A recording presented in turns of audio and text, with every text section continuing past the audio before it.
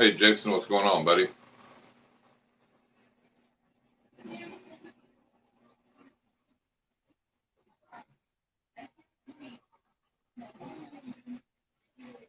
The party begins after you go pee, then we party.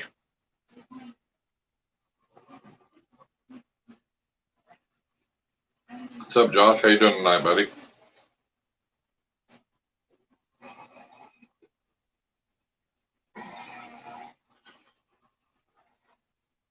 A couple more people in here. I'm going to pull out this fresh clutch that just got out of their eggs, and I think I know what most of them are, but I have to get a couple second opinions on them, you know, so.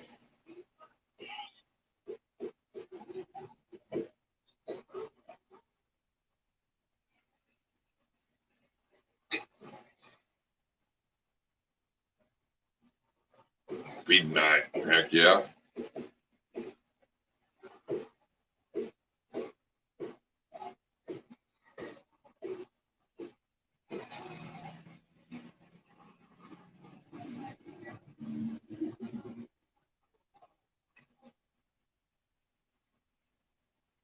I'll probably feed tomorrow night.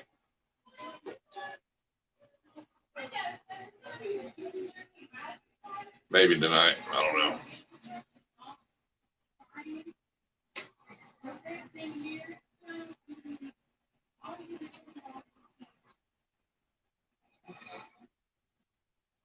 Everybody have a pretty good day today?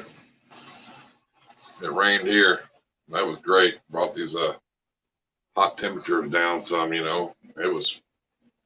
We needed the rain too. We had no rain in a long time, so.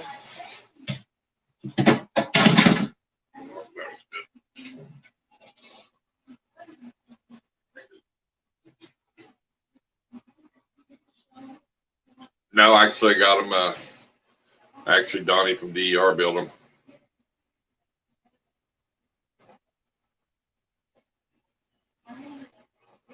A place he worked at, they had a CNC machine, so they cut them and then they incensed the back for the heat tape to sit down into. So it's all made out of PVC. He did a good job with them.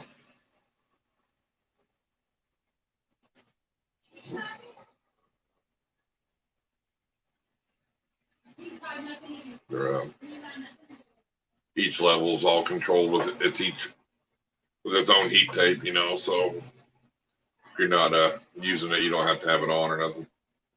What's up, Leon? How you doing tonight?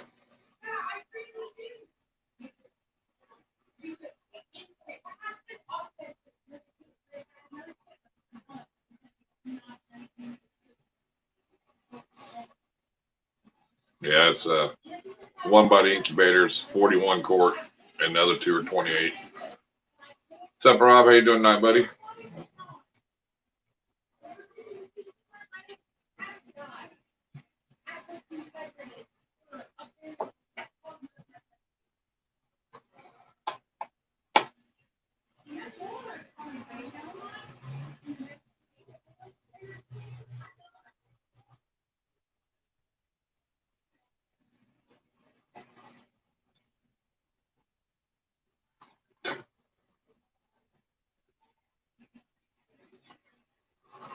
Let's see.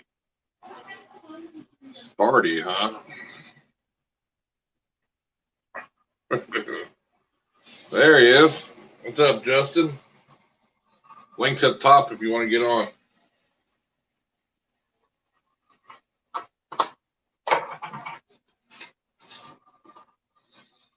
Or you need me to post it again for you.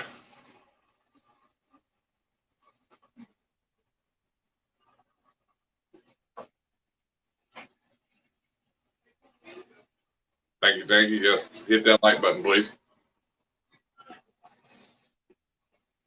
Thank you. Just hit that like button, please. I already got it, sir. I hear you. You're on it there. I already got it. How's it going tonight? What's going on? Look at that new shirt. Look at that. Yeah, I see that.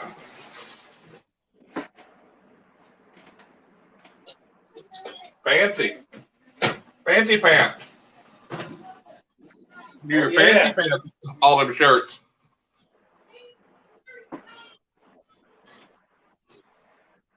Somebody's got to be the fancy pants with all the shirts. Yeah. Hey, did you just put that eye on the back of your deal on YouTube? On what is that? On your header art? Did you just do that? What do you mean? For your header on YouTube. Where it says your name, Irondogg, and it's got that big dragon eye looking thing? Oh, it's got that snake or whatever?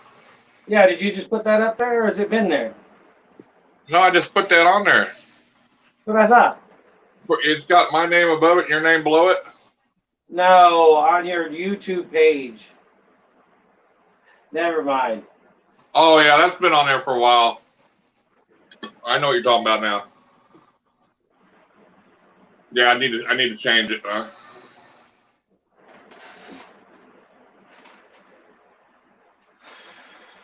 The Iron Animal Show. That's right.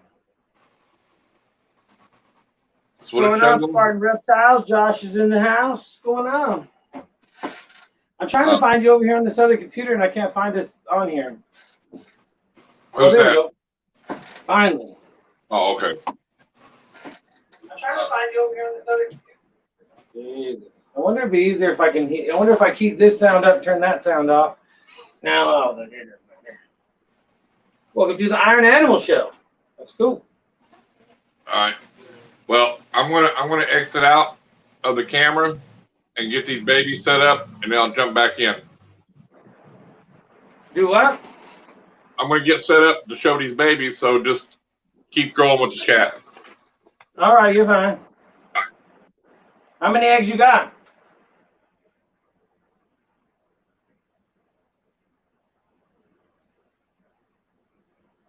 Oh, he ate me all together.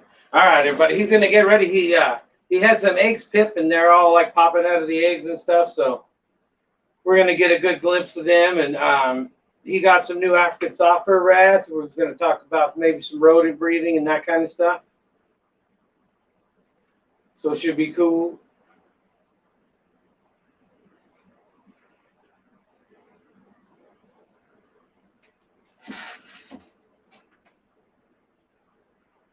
So how's everybody doing tonight? Rob, how are your babies over at your house? Everybody, are them ones eating? Or are you still assisting that one at Clutch? JS Fishing, welcome. Or Jay's Fishing. I gotta keep remembering to say Jay's Fishing and not JS Fishing. I don't know. You might have to live with that. But anyway, Jay's Fishing, welcome. Jay's Cat Fishing, welcome. I'll get it all right one of these days. I have 100 streams or something. I'll get everybody's names right. Check out that new shirt in the mail. Check that out. TNT Balls. Big shout out to them. Shirt's fire. It's nice too. I think it's a silk screen too. That's nice, man. Gotta love a fresh t-shirt. You know what I'm saying?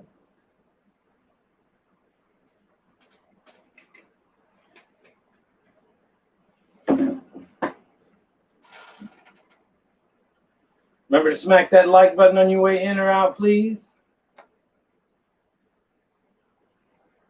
Irondogg's getting the camera ready, I guess, to show us the babies.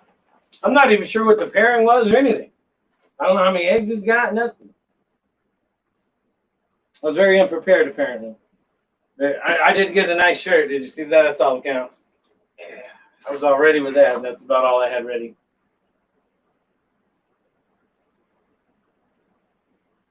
Oh, yeah, he's slacking.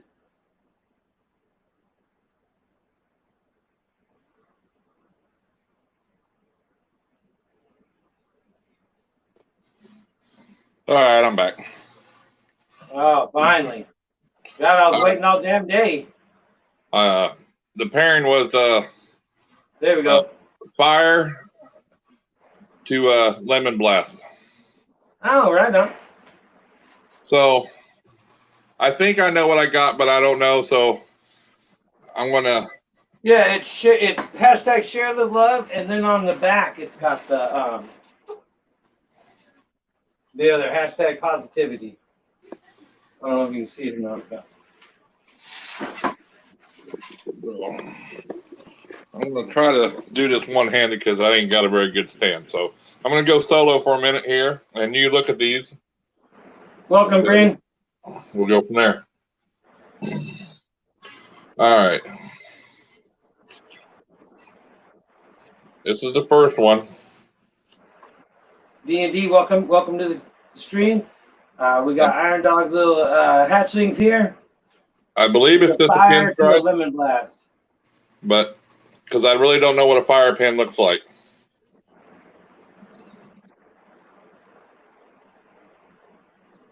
And that would be the first one. Oh, they're all the way out and everything? Yeah, they come all the way out of the egg. That is pinstripe. Yep, that's what I'm thinking. And then, but I really want to see them shed because my other pins are darker, you know what I mean? Well, Bryn said it was, that's a pinstripe, but KY said it's a fire pin all day. That's what I'm wondering because they're lighter than my other one. Here's the second one. On the back side of the tail, it did seem a little like flamier, redder. There's the second one. And see how the pattern, like my other pinstripe's a little different. So I'm thinking this might be possible fire pin too. It could be a pinstripe. So them are the first two. This Man, that one almost looks different than that other one. Yeah, it almost looks different. So only other thing I could think is if it was completely different, it would be, you know, a dragonfly, which would be. Welcome, Heather. Welcome to the chat. But I think they're fire pins. And then I have this one. And if you look at the head, Rob says fire brightens it up. It's got a kind of a blushed out head. And then let me get to the tail. That's the one I seen in the picture. That one was cool. Is that the last one that was in that last row of pictures you sent me? No, I don't think so. I'm thinking that one might be a dragonfly, or not a dragonfly, firefly, I mean. Man, that's cool. That's what I'm thinking. Everybody kiss firefly. All right, and then I think this was the last one I showed you. No, we got 4 fireflies.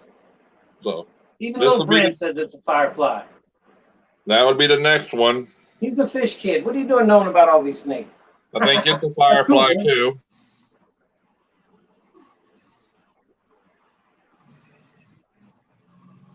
What do y'all think? Looks about the same as the other one.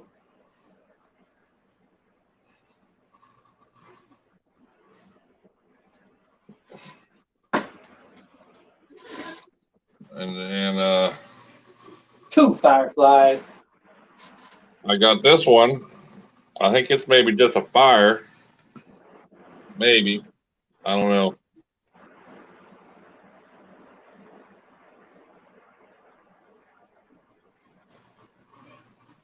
Awesome, Bryn.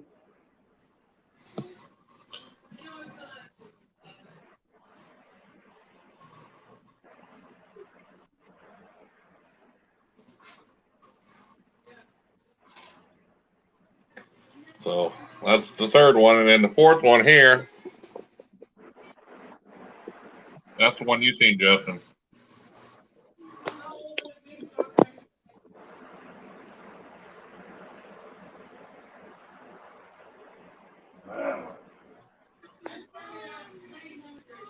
So them are it, and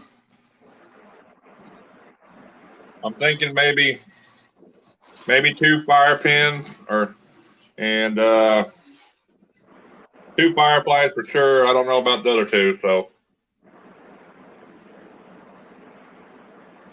But the pairing was a lemon blast, which is pastel pinstripe, to a fire. So,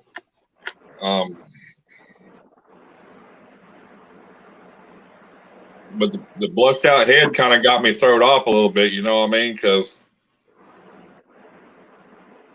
the blushed out head would think of like a super pastel, but there's no super that I know of in there. You know what I'm saying? I mean, there's not two pastels in there, I guess. You know. Yeah, yeah.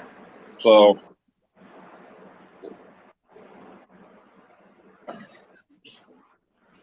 Yeah, Heather's saying the one has a super blushed head. A couple of them do. Yeah, two of them have really blushed out heads, and that's what kind of threw me off. But I've never produced the fireflies or nothing, so I'm hoping that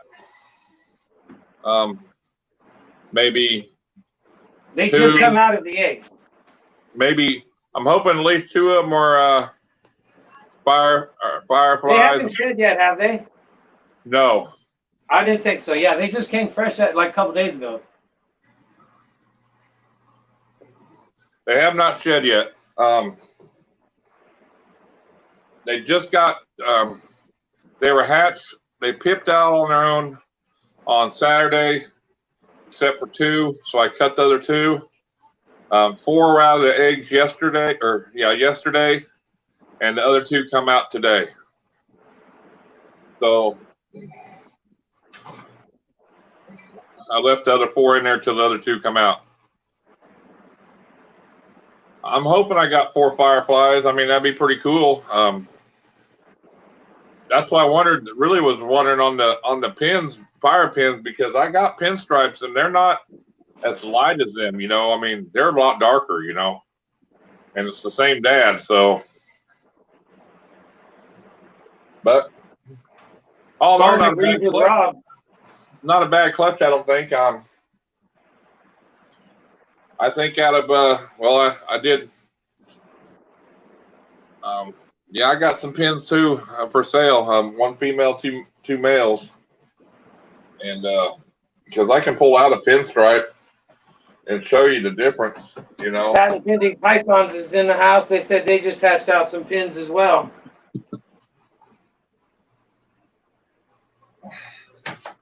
And here's my pinstripe, and you can see how darker it is. You know.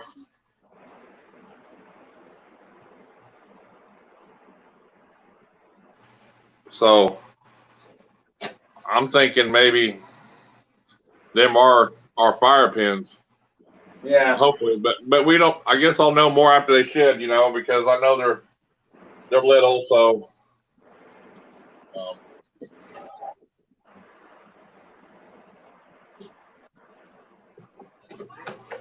But all in all, not too bad a year. I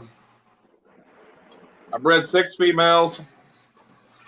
One female absorbed her follicles. One female, my dinker, she slugged out on me. And out of the other 4, first clutch, 2 pastels, a lemon blast, a pinstripe. Second clutch, I think I only produced 3 or 4 normals this year out of 28 or 30 eggs. I got 28 eggs, I think. So Rob said he wants one of them pins.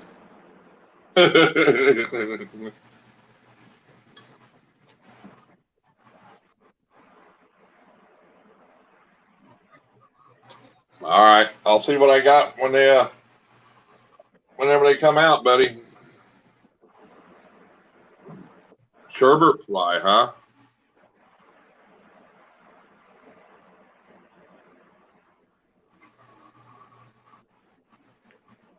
What's in that, Heather? I don't know what that is.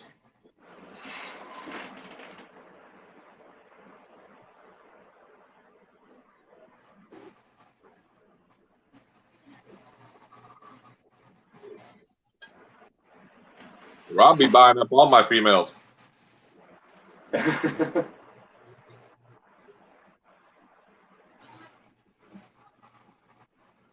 Pat Penny Python said he bought a male, turned out to be a female, had 4 eggs a couple weeks later. It's crazy. Pinstripe fire. I got you. Yeah, so not too bad a year, really. I mean, I didn't hit hardly any normals, so That was good, you know. I think I hit 4 normals this year. It's not bad. Or no, I take that back. I take that back. I hit 8 normals this year because my last clutch had 5, but they were all 50% hit hypo, so or ghost, whatever you want to call it. But all my normals were gone before as soon as they hatched, so that was a good thing. Damn, I didn't even realize I was still on solo. It's all right. Yeah. I just went this. I'll be right. Just got back anyway. Yeah. Yeah, all my normals they went to a guy for cobra food, so. Cobra food? Nah, I'm just teasing. I do know a guy around here that'll buy them up like that, and so I make sure I know where my snakes go because he's one of them guys that wants to buy up your lots of normals from breeders, you know. I come find out that's what he's doing with them is you know, because somebody slipped up in the chat and said, you need more cobra food, and he goes, yeah, and that's what he was buying them for. So that's why you got to watch out, you know, who you sell your snakes. Hey, don't be mean. The cobra's got to eat too. Yeah, but they ain't eating my snakes. I'm sorry, buddy. I mean, you know what I'm saying? Yeah. I mean,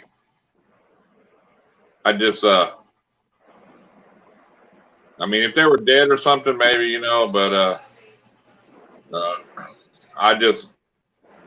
even the little normals mean something to me, you know. I'll keep them before I do that, you know what I'm saying? I mean, I'm not breathing into that, so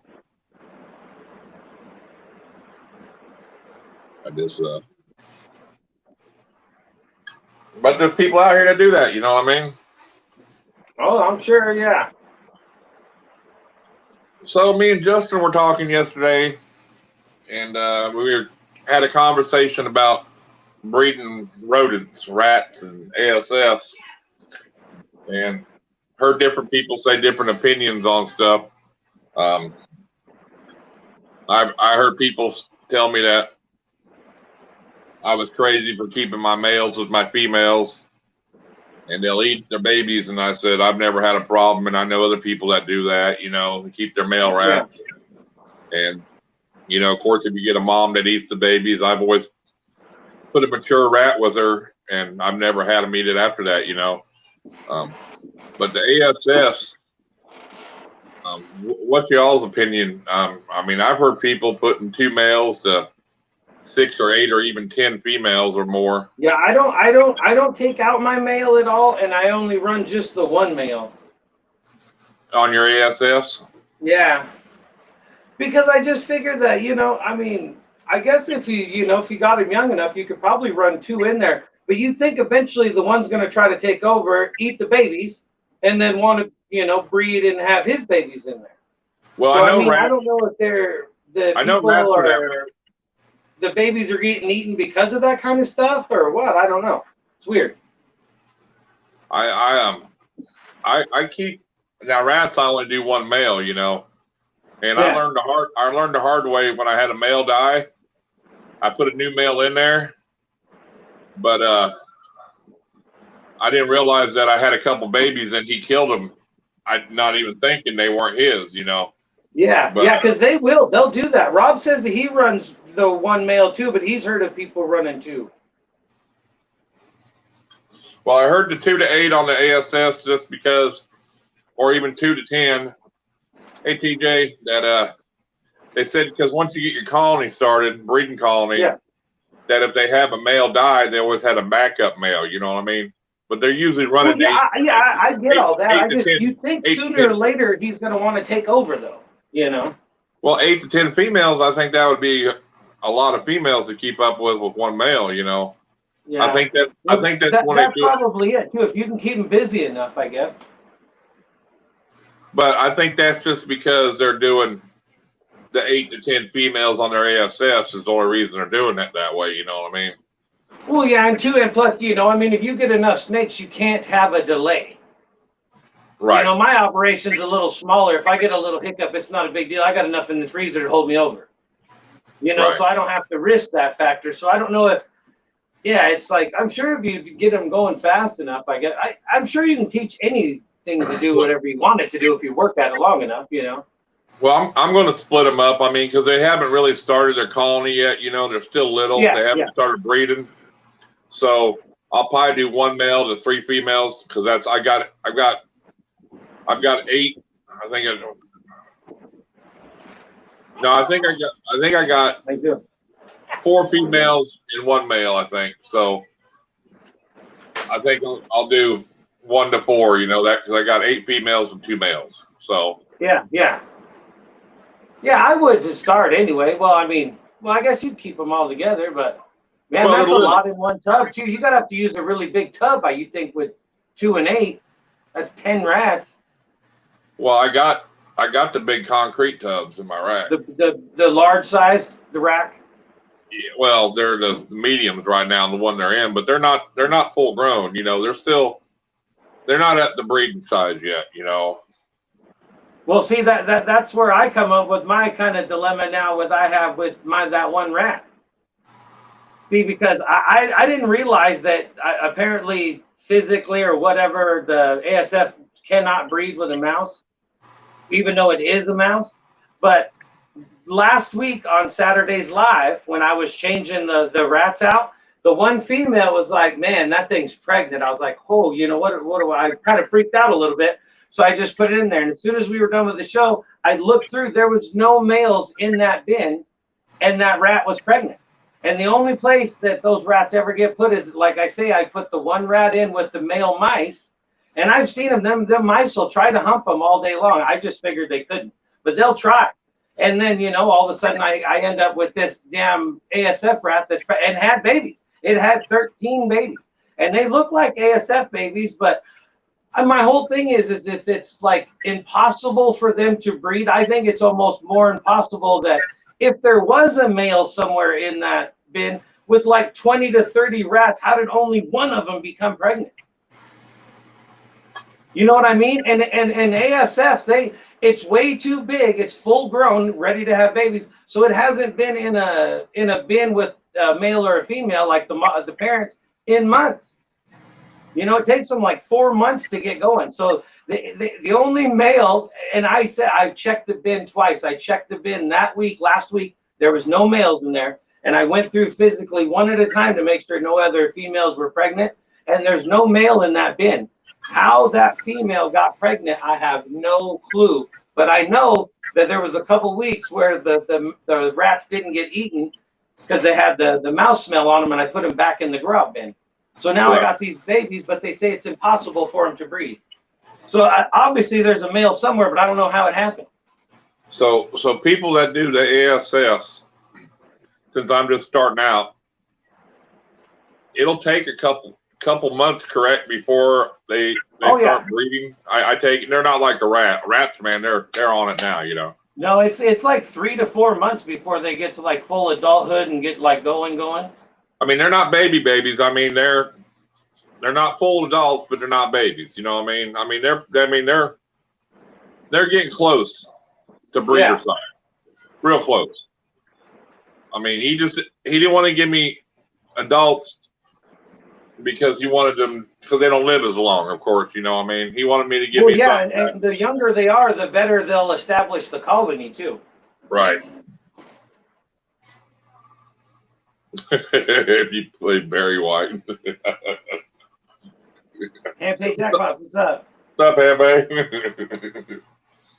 Okay, 1 month if I play Barry White with them. Yeah, no, they take a little bit longer than that. But you know, Donnie, he's got a lot of ASS, buddy. He does. I mean, he's got a ton. His established colonies, there's got to be, when he pulled out in that white rack, I mean, 50 or more in there. Yeah, see, I have to pull out a male every now and then just to slow the colonies down. Because I only have so many snakes. But he's also got an ARS rack about half full of grow outs, you know. Yeah, yeah. I mean, so No, once you get them going, I think it's well worth it. But it just takes a little bit longer to get them going, like I said. right, right. I have not watched it yet, Ampay. I was going to, and I got busy doing something else. I will watch that, buddy. Did you hit it big? I'm They sure you they they, did. they were he was they were raining the hundreds on him a little bit. Dang. But now I got them other racks, I got plenty of grow out space. You know what I mean? Yeah, yeah. I Yeah, mean, it'll just take a little bit, I'm sure, but it depends on how old they are now. I mean, he didn't give you no like rough estimate, like a couple months or. I don't know. They're in the grow out racks, and so I mean, I don't know. I'll send you a picture after the live. I mean, I seen the babies and ones with little like half hair on them and stuff. I mean, they got more than that. I mean, So they're full hair and running around. yeah. About the size of a mouse, then, or I'd say they're easily the size of an adult mouse. adult mouse. Right on. So you're pretty Or close bigger. there.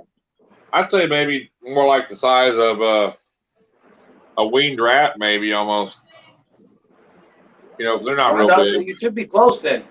Maybe not quite as big as a weaned rat, but I mean, they're good size. I mean, they're big. They're too big to feed to any of my hatchlings or my younger snakes, but they're good enough to feed to like, my little clown up there, that orange Yeah. ghost. I mean, they take him down, but of course, I fed these snakes yesterday, so I had two of them jump out of the bin. Oh yeah, You know, they'll bounce, man. They got a good bounce too for them little suckers. so did the rats. I think I fed around 100 or more snakes yesterday, and I had two jump out. Yeah, when I read that, I was telling Church, I was like, yeah, Irondogg had two jump out too, because we were talking to, because that other guy was talking about him jumping out, and then she's all two, and I said, yeah, but he said he fed 100 snakes, so that's not bad. It's Yeah, like that's nothing pretty bad. good odds.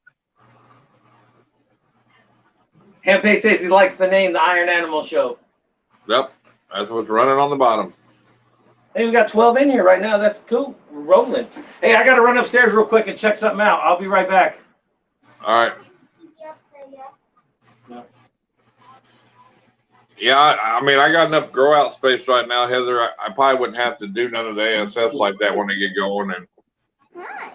But I do want to grow out some rats to get different sizes because I do like feeding my retics frozen thawed, over just live, I guess just to try to keep their aggression down a little bit, I mean, they don't matter. They're food aggressive anyway, but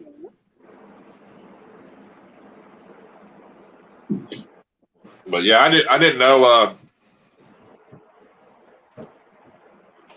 there's so many rumors about how people do their rats, and I know it works for me, I mean, I got one male to 3 to 4 females, and most of them got 3 females. I think there's a couple got 4, and they're fine, I mean, I go in there and the daddy's laying up and the babies are with them, and they never hurt them, so I've never bred mice, so I don't know about mice, but yeah, I use dry ice over the CO. It's faster to me and it's cheaper, so I can do 20 or 30 at a time, and I can easily do 20, and they're done in a minute or two. Dry ice works really quick and fast, and it's a lot cheaper. Now I can go down and get a 5-pound block of dry ice for like $4, and I don't even use all of it. I mean, I just use little chunks of it, so. But that's all they sell then is like a 5-pound block or whatever. So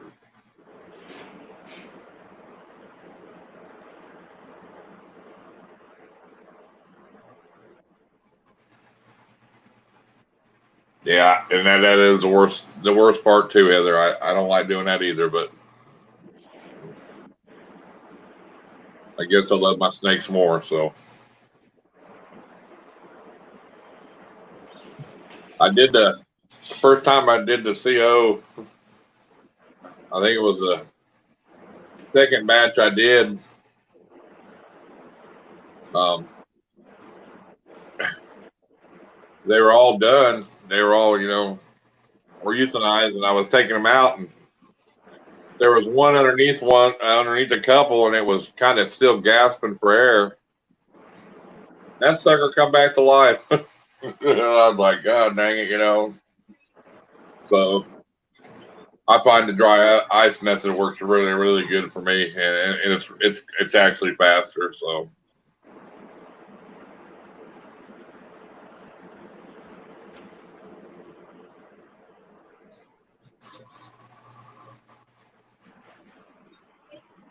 very true. Yeah, I've heard mice are a pain in the ass. That's why I just and I really just really try not to feed mice at all. To be honest with you, um, I don't even do it to my hatchlings. I try to give them rat pinkies or fuzzies or whatever. Uh, and go from there. So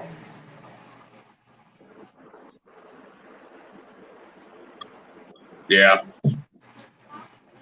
I think I can do the dry ice and be done. But hey, how you doing? Good. I've been here. I'm just getting ready to leave. I just wanted to stop in and say hi. Well, I'm glad you did. Have to go. All right, bye bye. Yeah, I found the CO took a little longer than the dry ice method. That's the only reason I use it. But every time I euthanize the batch, I throw it in there and I throw a towel over the tub so I ain't got to sit there and look at them rather.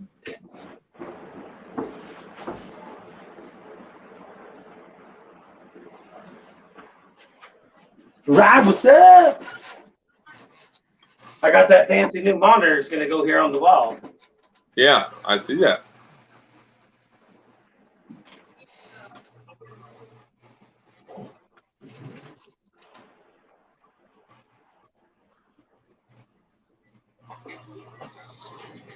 Yep. So my breeding season's done right now. So really That's the stuck. last one. Yeah, since that one female absorbed her follicles. Um, so we got a few people in here, a few breeders in here. Let me ask you a little question. So this guy had bred his snake, and it had babies 2 months ago. And the weight of the snake now is at I think around 2,100 grams. So it's still a pretty good sized snake, female. Yeah, yeah. He told me he just seen a visual lock with a male he put in there with her.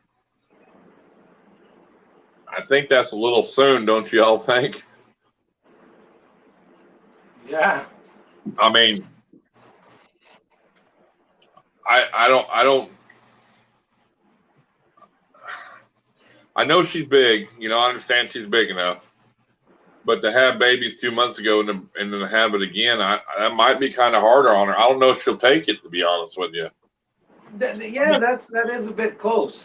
I don't know. I'm asking, what do y'all think? Is that his goal? Is just to try to breed year round? Is that what he's trying to get him to do? Or well, my theory on breeding year round is breeding different snakes all year. You know what I mean? Not breeding one after another. But I mean, he's trying to climate everything to where it's like breeding all the time, because that's what that Balls to You does. That his whole room stays at 88 degrees.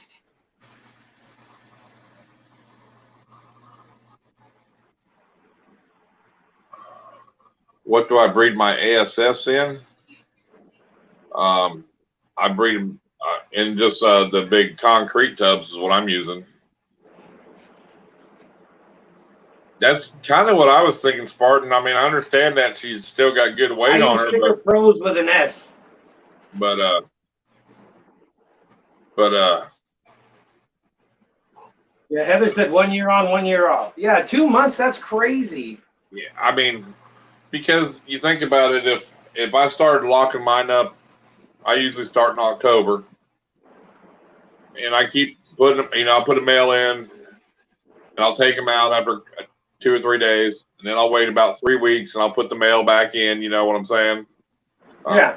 I do that cycle until basically the female wants nothing to do with them or whatever, and Yeah. Yeah. until I know that she's good. And so you know, like this one just had her babies now, you know, and it's July. Of course, she laid them, you know, 55 days ago. Well, she laid them about 49 or 50 days Welcome ago to the stream, Justin. because they were supposed to be. They're supposed 55 days would have been this Thursday, so all my clutches have come early. But you know, taking her back at October, to me, that's still giving her, you know, October, November. You know, I mean, you know,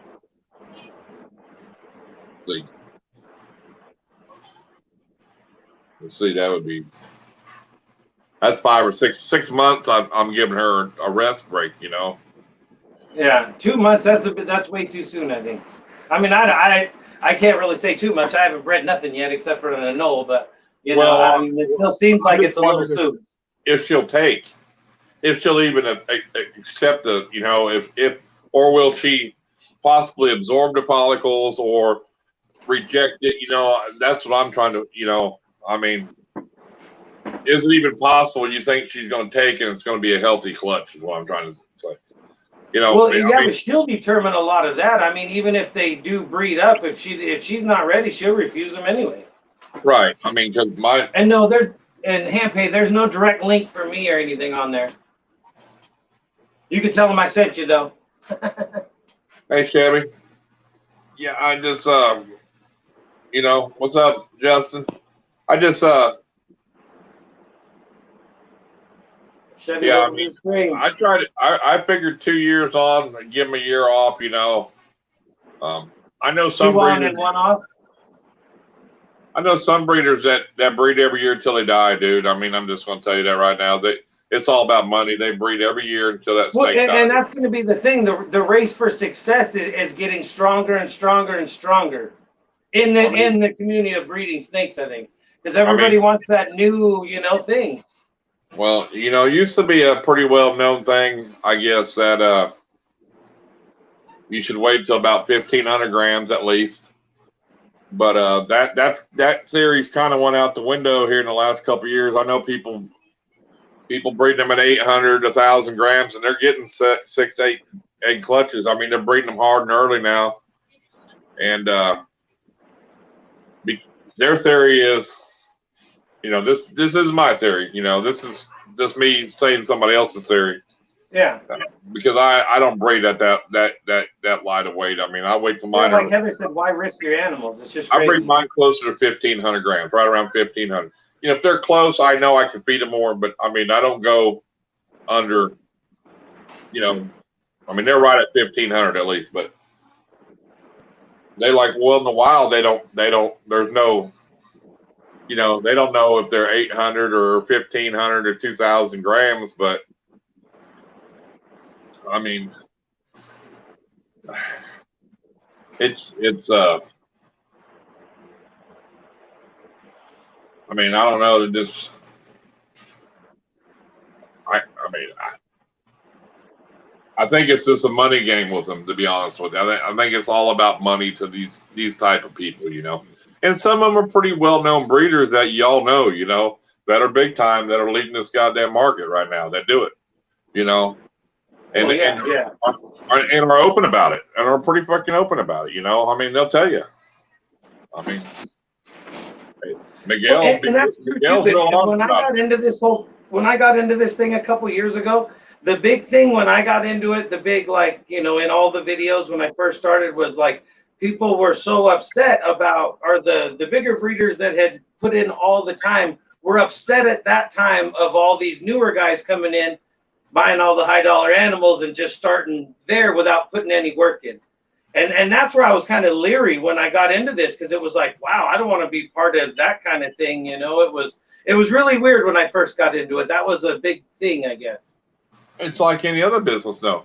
I mean, if you've got the money to invest in something and get the best of the best, there's always going to be that guy that has that kind of business, no matter what it is, whether it's animals or if I want to sell custom motorcycles and I get the best of the best, you know.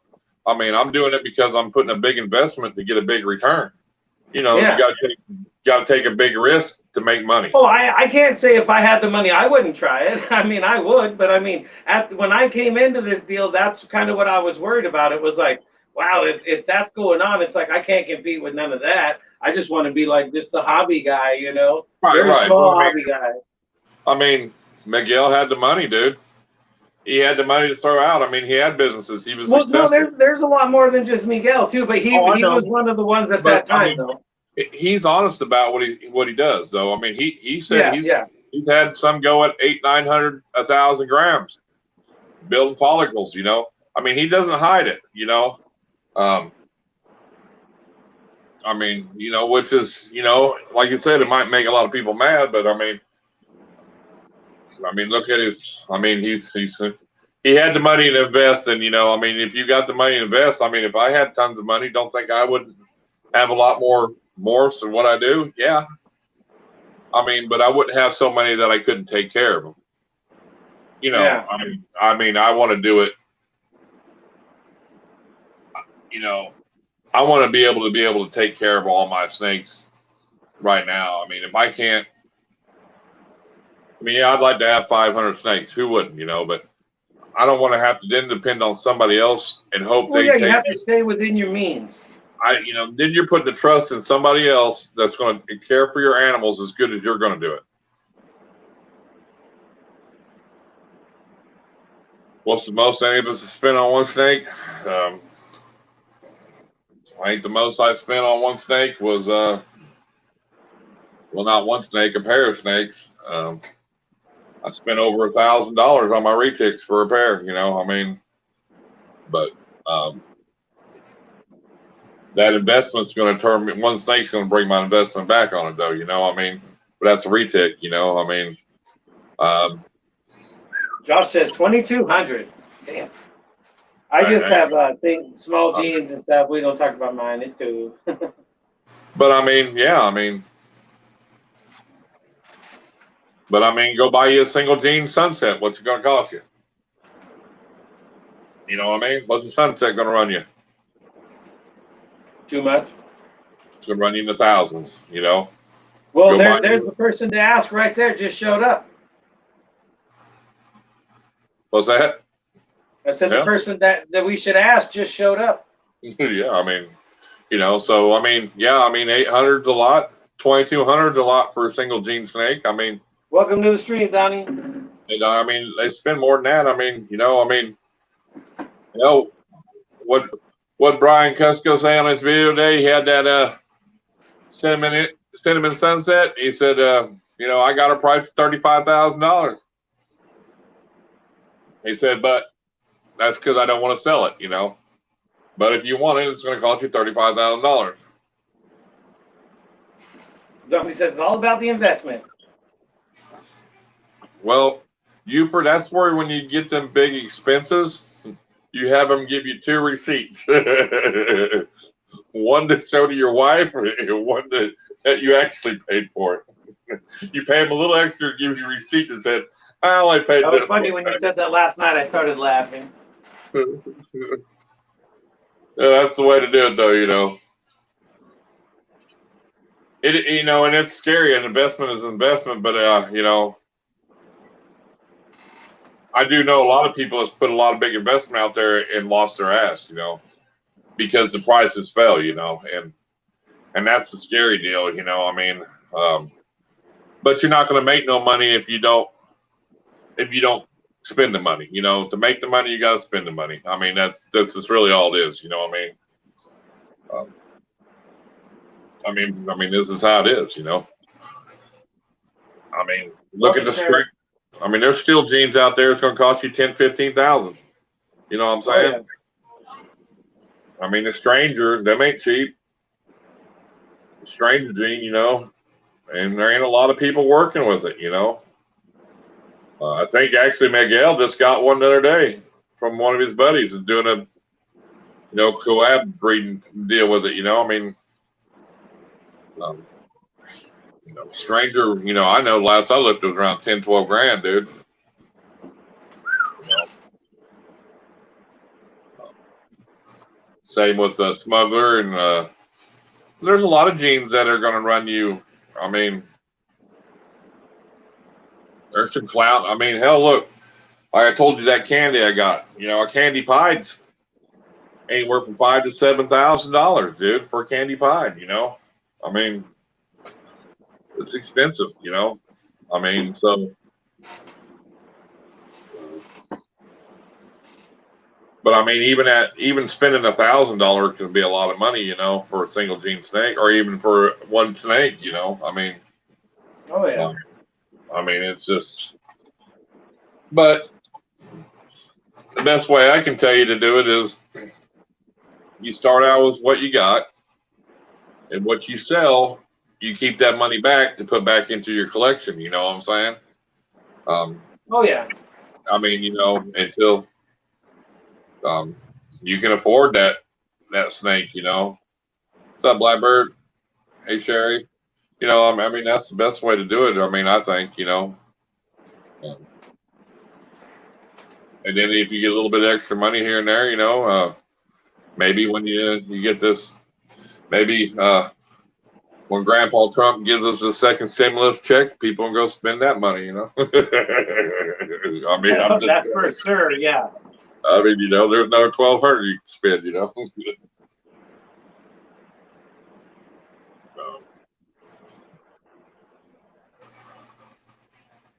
Yeah, you got to make the right investment and get that clutch too. All right, I mean, and you know, I feel more confident with my investment in my retics because I know they're going to make my money back. I know one snake's going to make my whole investment back, and breeding. You know, I mean, in feeding them for the couple of years. You know, and you're talking I could have 20, 30, 40, 50 eggs. You know, I mean. Yeah, they have huge litters. Yeah, so. I mean, now think about that. So, I mean, if you take even at 30 eggs and, you know, and depending on what you get, you know, it could be a $300 snake, a $800 snake, or it could be 2,000 plus, you know, it could be depending on what's in it. But it's got calico, you're talking up to 10 grand, you know. I mean, I'll make sure you get that when we get off. I don't know if I can do that now. Let me see. I don't think with StreamYard you can. I'll have to do it after the show, Jay's Captain. I can't do it while I'm on my phone anyway. I wonder if it lets me because I'm live too. I don't know. No, I can't make a moderator, no. Because it's your stream. You need my password? No, huh? No, it wouldn't do me no good, no. But if you had like a second device that you were on and you just connected straight through to YouTube, you can click on their names right away. Yeah, I'm not fancy pants like you. I don't have a laptop. I thought you said you had a little tablet thing. I got a desktop. Well, that is the same thing. What's the difference? Computer. Room. I'd have to go in another room. Yeah. I mean, I ain't got a tablet and a laptop and 12 phones by me like you do, you know, I mean. Yeah, but they're all got like broken screens and stuff. They all serve a single purpose. Yeah. I have 12 Alexas in my room. Alexa, go to stream number 2. Camera number 3. Yeah, stream 3, stream 4. Oh God, you're killing me. I'm just liking this stream. I'm just saying. I was just funning. That's good. I got to at least have a hater here and there. Tired of seeing them 100% likes on my videos. I feel like I I'm left usually out. get at least one. And I did on my regular videos. I get a dislike here and there. I mean, I think I knew who it was, but I really didn't care. You know. I mean, It was really good. That Irondogg video got to like 350 views before it got its first dislike. That was really amazing. hell yeah. Usually those videos get the dislikes right away. Like, You put the disclaimer up. oh yeah. YouTube didn't take that one down. No, not yet. But see, that's the thing. A lot of people don't realize every video gets a second review at 1,000 views. Anything that hits 1,000 views is going to get a manual review, and that's when they can like pick at you. Well, somebody was saying I watched a video and he goes, "Oh, I gotta remember I can't swear because I'm monetized." But I've seen people that are monetized drop the F-bomb through their whole goddamn stream. It's really weird. I think it's more or less like I said before. It's how you use it. Like if you're just farting around saying whatever and just kind of joking around, it's one thing. But if there's like somebody's mad and angry and they're like F this and F that, then the algorithm catches it different. Because it is. I've seen a lot of people, and when I put out a video, I have to click if there's bad language in it or not. I always say there's not because there's usually nothing really bad anyway. Especially a weekly video has none. The streams have a little bit, but it's not like crazy or nothing. It's just a word here and there. So Right, especially when I'm on, I guess. So whenever I'm on your live stream, you got to click bad language, huh? no, only just one of the live streams. That one when we had 4 people on there that one night, and it changed people. That's the only one that won't monetize. That's weird. That's when I was having the power problems. Remember it storming? Yeah, that might be the one. Yeah.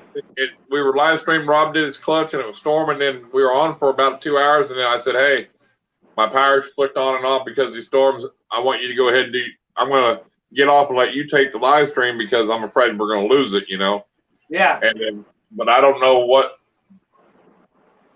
I don't know. That's the way. Well, it's got a yellow $sign, so it's limited ads. It says, but it hasn't gotten. There's no earned income for it. Wonder if that was when he was feeding them, assist feeding them snake. But still, that shouldn't even done it. Hi, Grandma Moses. How you doing tonight? Yeah, I don't know. I didn't really try to. How you doing, Elite Exotics? I didn't really try to argue the fact or anything. So. See you, Jason. Thanks for stopping in, buddy. Hey, John. How you doing tonight? Yeah, it's a whole weird thing with that YouTube. I mean, algorithm stuff, and I mean, I don't know. Yeah, it is. I mean, even now. I mean, if YouTube decides one of my videos they think is kid weird or friendly or something, then bang, they could zap. That's when the fines come out, and it's crazy to think just some computer can screw my whole life up. Well, I think it's almost to the point where when you start your video up, you got to say, "This is not intended for kids. It's for 18 or older." Before anything even starts, that way I said it right in the beginning of my video. I don't care what you say, You can say it, but if you mark it, it's considered the same kind of content as kid content. If you go adult only and restrict to 18 only, it's the same restricted advertisement values as kid content. I just put not for kids, not made for kids. That's all I put on there. Don't restrict anything with the 18. Just put not for kids. Yeah. Yeah, that's what I do. I did until you told me that, and I took it all off. I mean, because you'd have to click on, yes, I'm 18 or whatever, blah, blah, blah. But yeah, because anything that they declare is for adults or for kids, you don't get the watch time neither. So that's why, I mean, anything that you ever had like for adults only back in the day, none of that watch time count towards your monetized watch time. Right. Donnie said earlier, what happened to all the reptile breeding talk? Well, we did talk about all that. Well, we were talking about Does he run multiple males? multiple males with the ASFs, and then he was talking about he had an ASF and a mouse breed together. Well, I'm not. I no, it's impossible for them to breed together, but I'm not sure how it got to anything else. But you don't know how I got pregnant. I have no idea. Well, I almost think, like I said, it's almost crazier. It's almost more impossible if there was a male in that rack and only one female got pregnant than it is for some, they say it can't be done thing. But it's weird. They're both rodents. They're both mice. I mean, I don't understand why they couldn't, do the business. I mean, I don't know. I mean, that's kind of like you got a Great Dane and a poodle that mix together. I mean, it ain't right, but it happens. You know what I mean? Well, exactly. Yeah, it's like, because I guess a lot of people in the fancy mouse community keep their African soft fur rats with a mouse because it's physically impossible for them to breed. But it just seems weird. I don't know if like their parts don't match up, if they're just it can't be fertilized. I mean, I don't understand it. I mean, who thought we'd ever have a lagger? Neither, but we got them. They can't breed, but we can get them. I wish I had a liger, dude. That'd be cool. But you know what I mean? There's people that said that was impossible. Yeah, I wish I had a liger. That's a bad cat. Yeah, you got some hybrid AFS mice. I don't know if they're gonna be or not because it says it's like I said. You guys seen it on the streamline. I didn't see it. I don't know if anybody noticed, but I pulled that rat out and it's like, how in the hell did you get pregnant? And I looked through the whole litter. I mean that whole bin, and there's no males in there. And I have put the female in with the males to get the scent on there for that one picky female. Right. I've done that many times, and that little horny male in there, he'll try to get busy every time. So I don't know. I mean, they say it's impossible. It's just one of them things, I mean, like I said, like I talked to Donnie, one male to four, to the 4 females, but I know people that's doing 2 males to 10 females, and they're Is Donnie doing just the one male? Yeah. But I mean, I've heard sure if you're trying to mass produce them fast enough with no error, I'm sure you could run the 2 males, because if they start fighting too much, you just ditch one and try another. Well, no, that's what I'm saying is I've heard of people doing it like that. I ain't saying I'm going to do it like that. Well, no, I know. I'm just saying. But I mean, I've heard people say they use 2 males to like 10, 8 or 10 females, and that's their colony. I mean, I've read many people that say that's what they run their colonies at. But there again, who knows? I mean, I definitely, I don't think I would at my scale, no matter what. I would never do it. If you get big enough, you might have to, just to make sure you don't have that glitch if one dies. I mean, it don't matter, Donnie. We're pretty well done talking about it. If you want to come on, that's fine. We just yeah, throw the link up there. He can come on. It's no big deal. That's why I said, hold on. I gotta get to the link. God dang. Hey, quick now! Don't you're a little. Have you been getting any medication tonight? A little testy tonight. I haven't got no medication tonight.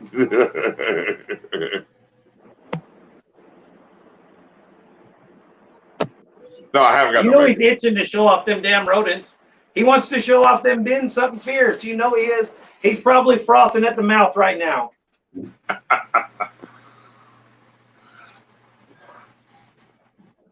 And if he's willing to listen at some point, I could help maybe his channel get some more views.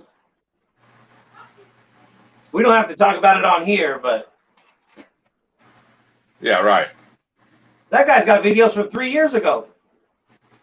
Yeah, he's been, well, I mean, he started like that a while back though, dude. I mean, y'all start somewhere, I mean, everybody starts somewhere, with YouTube, but you just grow over time. I mean, oh yeah, it's just how it is, dude. I mean, Donnie used to do live streams all the time.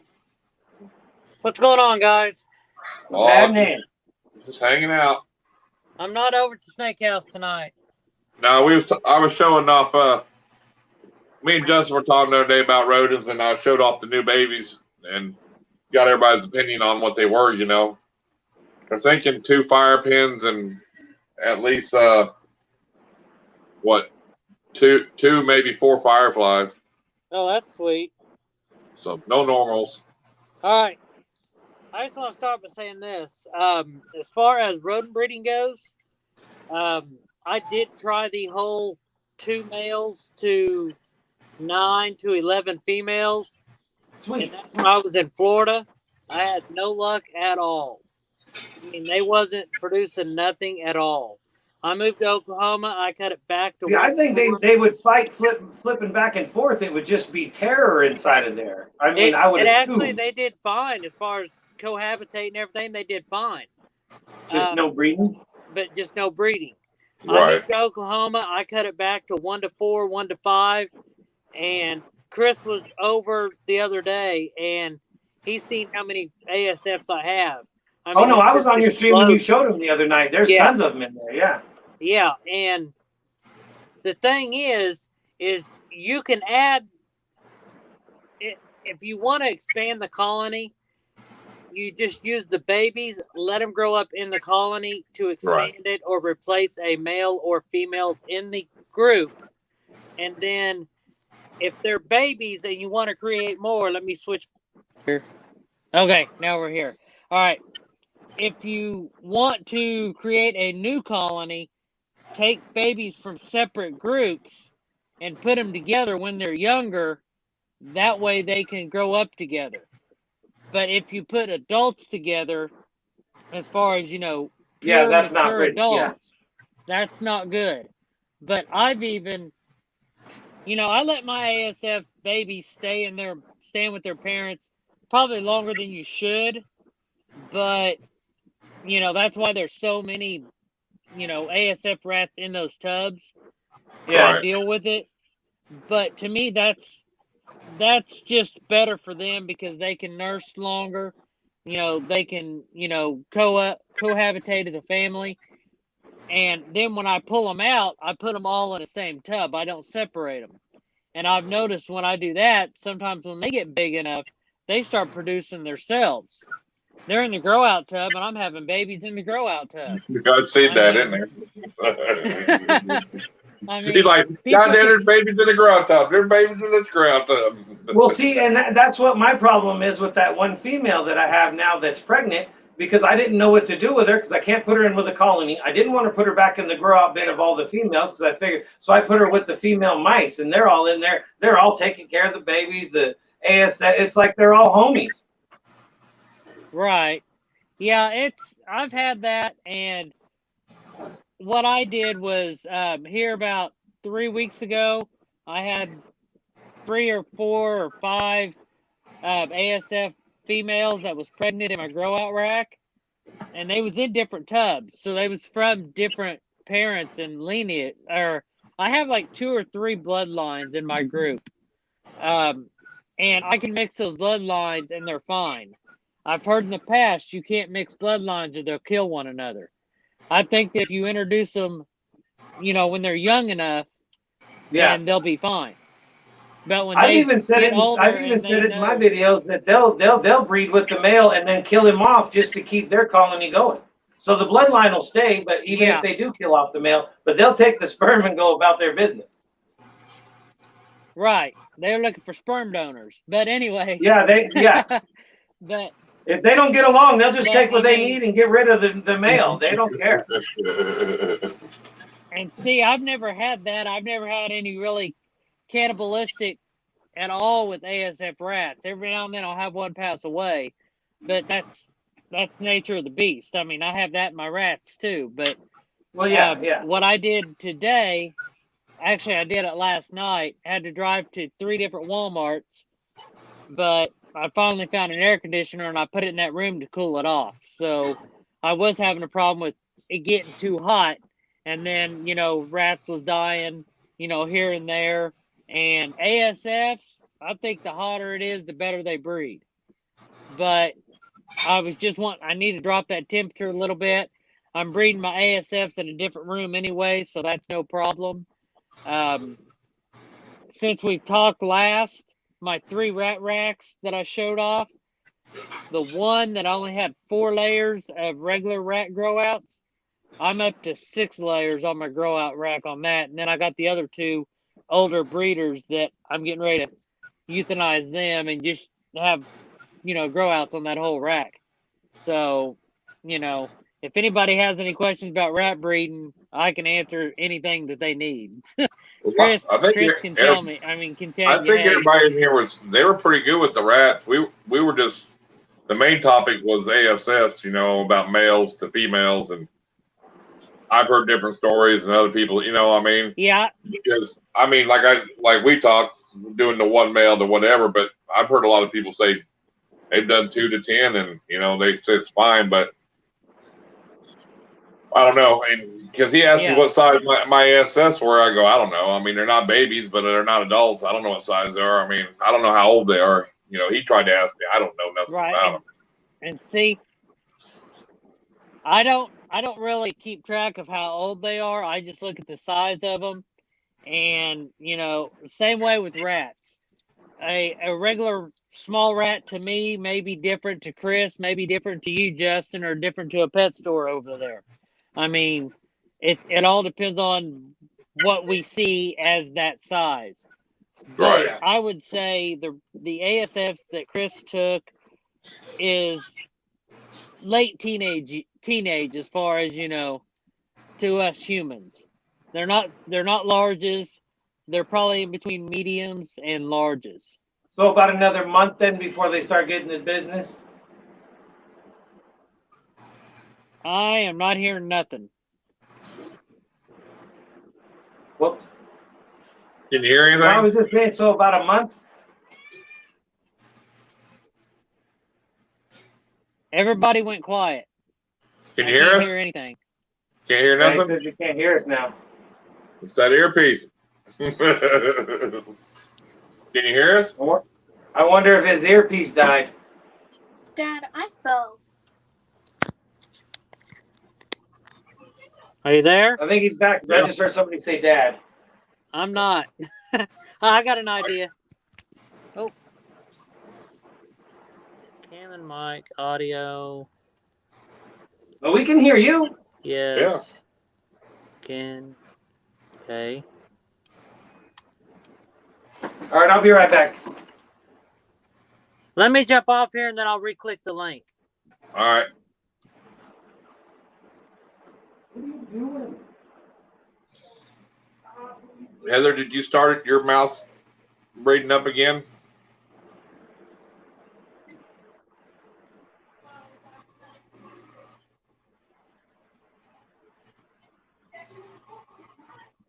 I can't hear you, Mr. J. All I can do is read what you're saying.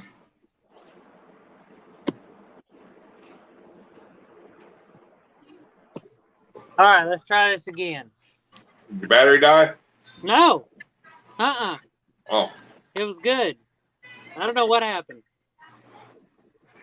Very weird, because I was using it the other night. One of them little glitches or something. Yep. But yeah, I'm going 1 to 4, 1 to 5, something like that, depending on, what's going on at the time. If I have because I've even left them in there so long because I didn't have anywhere to put them, the ASFs that is, when they're growing up. I didn't have any other tubs to put them in, so I left them in the parents' tubs. Right. And when I did that, they actually got old enough to start breeding themselves, so I didn't pull them out because they came up pregnant. So, right. I'd say 1 to 4, 1 to 5. I know about what size to pull them out, and then I'll just, pull them out or whatever else now. But because I'm considering, like I told you when you was over here, if I do the whole ASFs to my snakes, then I'm going to breed in those 50-32 tubs. I think they'll be just fine. So, right. The babies can't get out. I may have to put just a little bit more bedding in there, but that's fine. I don't care. it's better to clean those tubs than the ones that the ASFs are in now. I got you, Heather. She was talking about her mice colonies. Oh, okay. I did a little bit of mice breeding in Florida. She says they're a pain in the ass. She doesn't like them.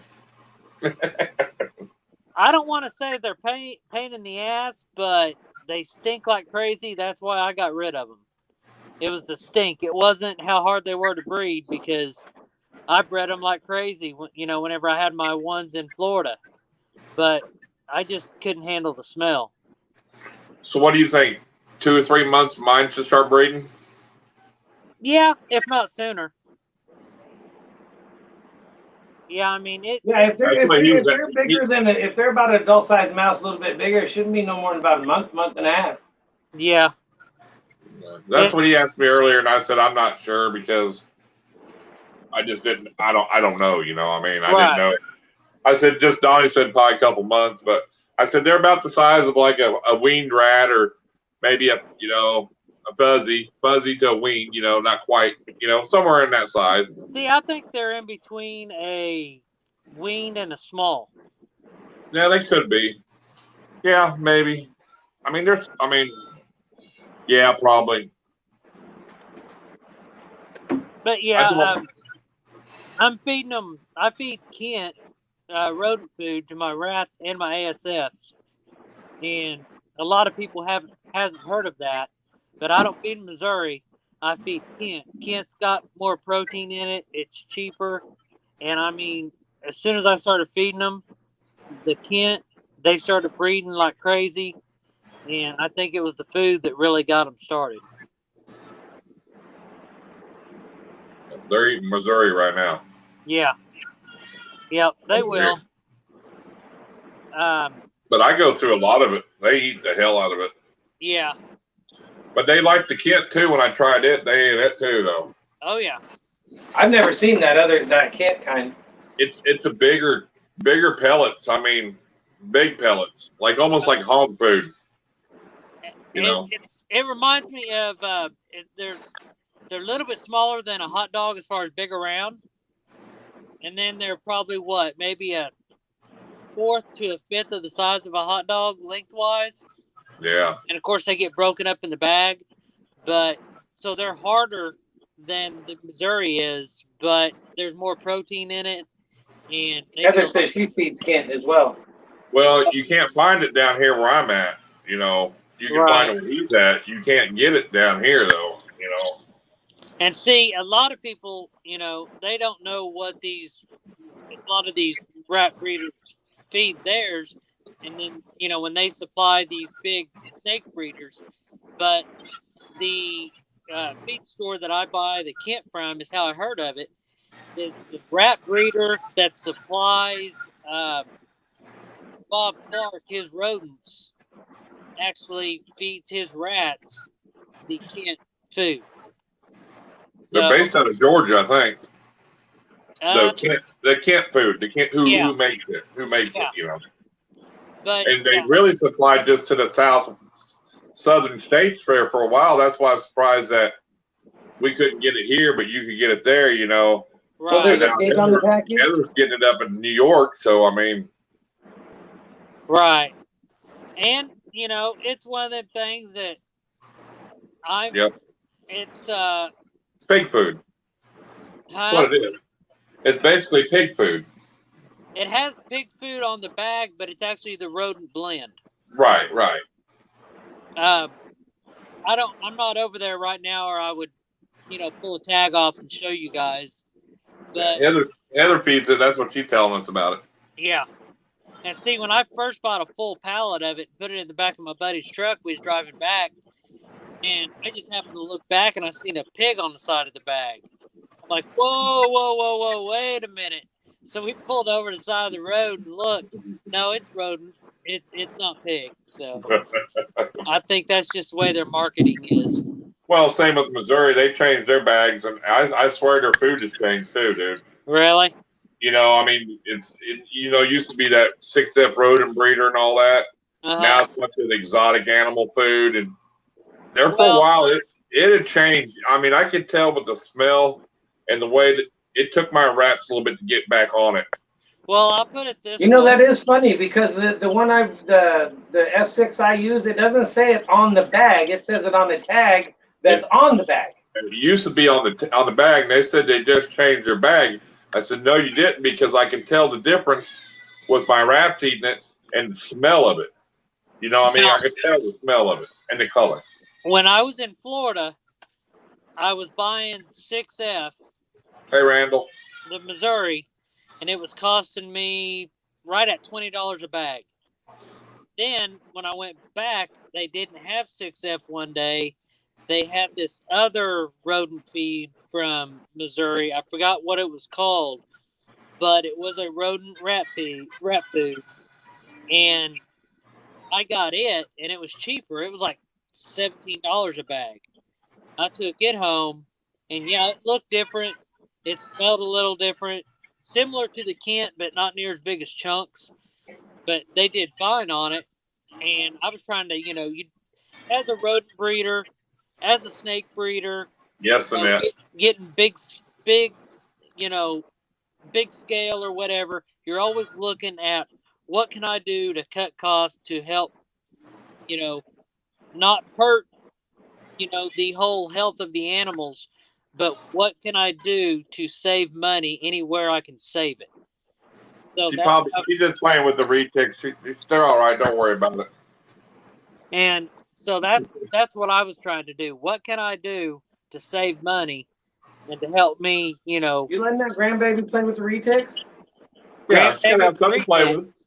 I gotta keep her occupied while I'm in here on live stream. I gave her my retics to play with. They'll all be fine, right? Oh yeah. Yeah, they're fine. No problem. Don't worry about her crying. They're all right. It'll be okay. Don't worry about her crying. It's fine. But yeah, I mean, if you want to, whenever you go to your feed store, ask them what all other rodent pellets do you have, and then see what's on the bag. They may have something else that has a better protein and stuff that's your rats will eat and be just fine. That's what happened with this Kent that I got. Yeah, I need to do something because I need to go to a feed store because I've just been going to Southern Ag, and I pay $32 a bag for Missouri, dude. You can almost 32? get 2 bags. You can almost get 2 bags of Kent for that. Ours is, I think mine's like $23 a bag, I think. Yeah, For the 50 pound or whatever. And actually, one feed store had a bag of Missouri here, and it was $28. And see, the difference in Florida, I was buying it for $20 a bag. Yeah. I had to call different places here all around. Of course, nobody where I'm at has it because there's no other snake breeders or rodent breeder here. I tell people, well, why are you asking about this? Because I breed snakes and I breed rats, and they look at me like I'm crazy. But, it's a lot of people just don't realize. I get that too sometimes. Yeah, like exactly. You breed rats, and they get that look in their face. As soon as they hear you breed mice and rats and shit, it's like they get a look like, are you crazy? Are you an alien or something? I was in Lowe's today because I was looking for some vermiculite. I pulled clutch number 16 today. It was a spot nose to an inchy. So I'm looking to get some spot nose inchies for further projects. But I ran out of vermiculite after we put that clutch away. And I'll tell you one thing, she's getting a lot more comfortable with snakes, and she's actually knows what to do to help set up to get ready to pull eggs. So, and she is the rat police. Yes, she is. She will get on bad rat. Don't do that. You're a meanie. But anyway, I went to Lowe's, and I asked him, I said, do you have any Paralite or do you have vermiculite? Have some. Look. I need a stuttering, ain't he? Yeah, he's cracking up on my end. Yeah, my end too. I can't hear a damn thing he's saying. You go back. There you go. Now you're getting better. All right. All right. But anyway, they said they had vermiculite at Lowe's, so I went over there and it was an 8-quart bag. Chris, Oh, hey, you do got a thumbs down. Good. that's You're a because of rock me star going now. cat. That's fine. I'll take them all day long. I like them haters. But anyway, Chris, you know as well as I do, I can't use just 8 quarts of vermiculite. I need Right. more than that. So I bought 2 bags. Then they recommended going to the weed store, see if they had any. So I went to the To weed the what store? Weed store, marijuana store, Yeah. called 420 Relief. The dispensary. Yes. And I went in there. They had Oh, now come. a big, huge bag of Paralite for $17.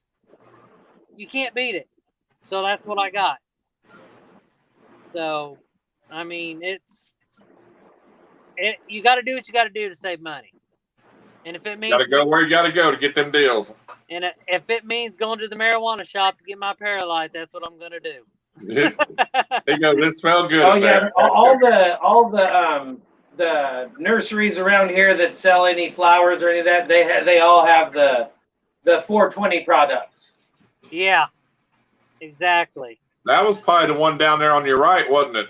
Like if you head to the interstate, that big. No, like, not that one. This is the one downtown by the police station. that one looked like it was just set up for like growers when I drive by it. You know what I mean? Yeah, it's another dispensary. Yeah. And then there's one on the left past it. Yeah, whenever you go downtown. When you're heading to the interstate. Oh, okay. There's one on the right and then there's one on the left. Yeah, downtown where the dispensary's at, it's a couple buildings down from the police station, which is right across the street from the donut shop. Well, imagine that.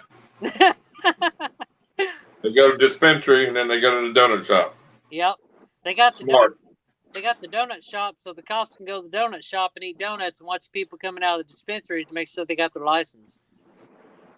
Well, they got to check them in the dispensary anyway. Mm-hmm. So we got 14 in here. We might need a baby recap.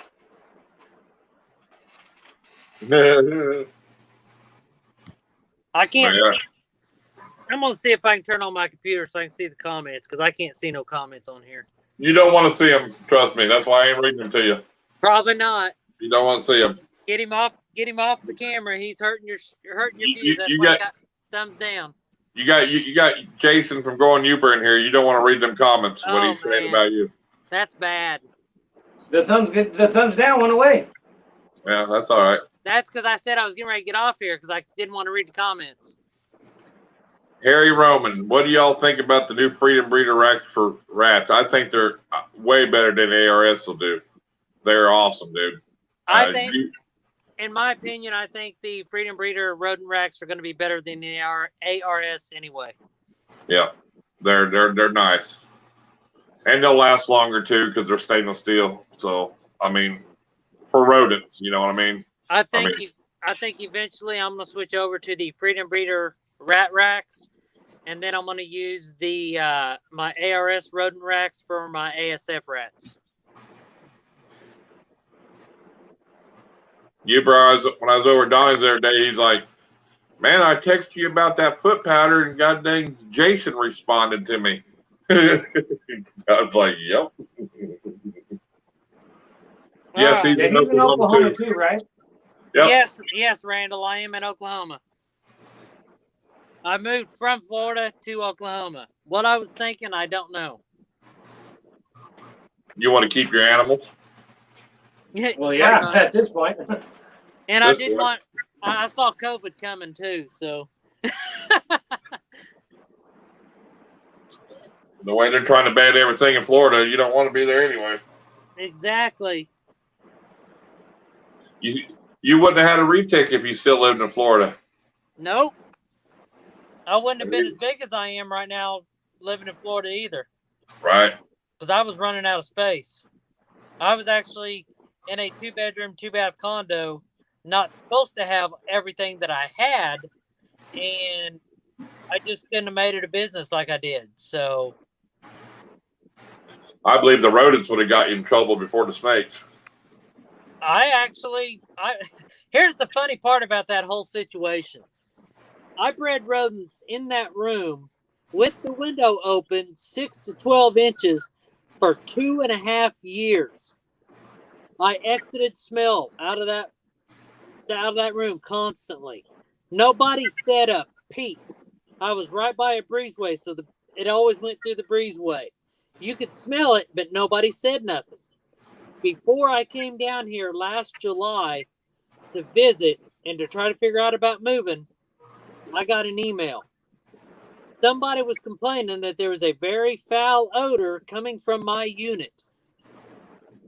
So what I did was I closed my window and I got a carbon filter to, help it. I came to Oklahoma. I visited, decided what I was going to do. I quit pairing my males in Florida with my females, because I was in the middle of breeding. And I went back. My whole condo was 90 degrees. Now, you know as well as I do, whenever your regular room is 90, that rat room is going to be even hotter than that. As soon as I opened that door, I smelled death. You smell it too. I mean, when you lost. Oh, yeah.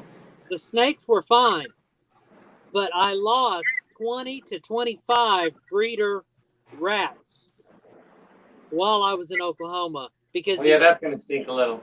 AC went off. The float valve got stuck. So, yeah, that was a pretty bad. I got to hurry up and change these rats out. Oh, I bet. It was not good. But, yeah, that was definitely good to get out of there. Well, why not, Heather? You got something against Oklahoma now?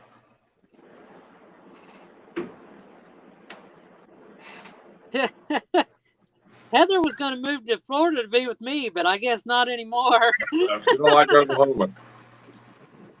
She don't like us that word. She don't like us Oklahoma people. Heather, what if I went to Missouri? Would that be any better? That'd be worse. That'd be worse.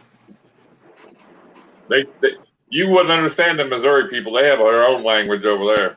Hey, I lived over in Springfield for 11 years. They talk completely different than anybody else I've ever known.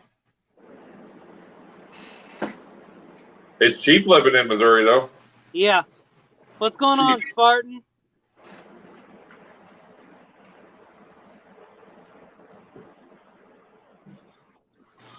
I can't wait till those snakes come out that we kept the other day.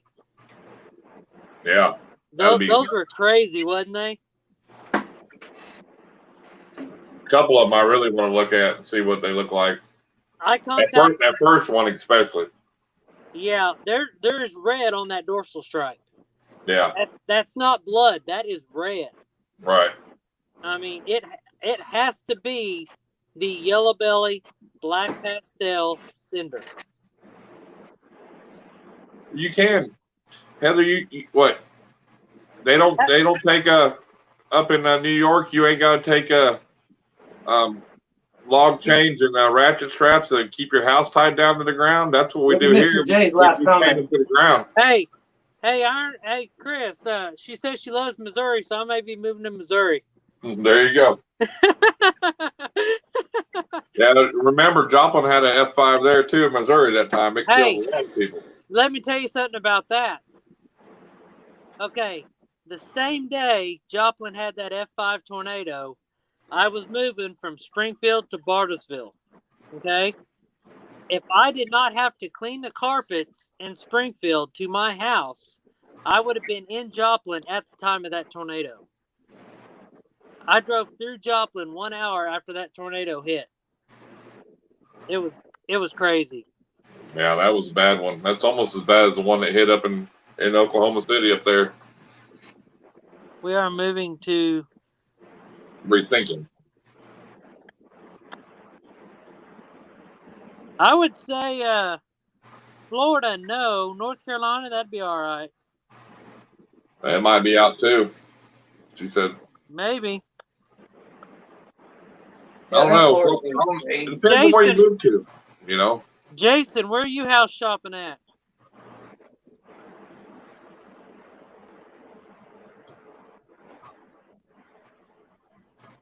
I don't think he means house shopping. He's just looking for the next RV park to park his motorhome in.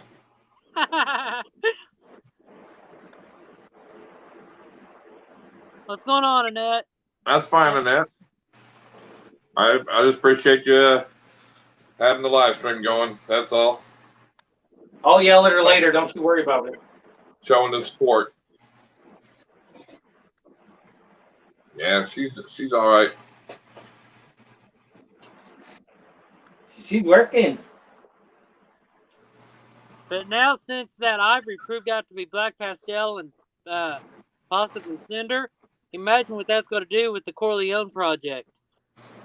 Because that male is paired to a Corleone female.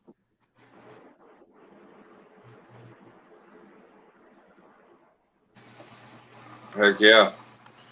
You get the pay no recreation for shit. It had nothing to do with. Exactly. Yep.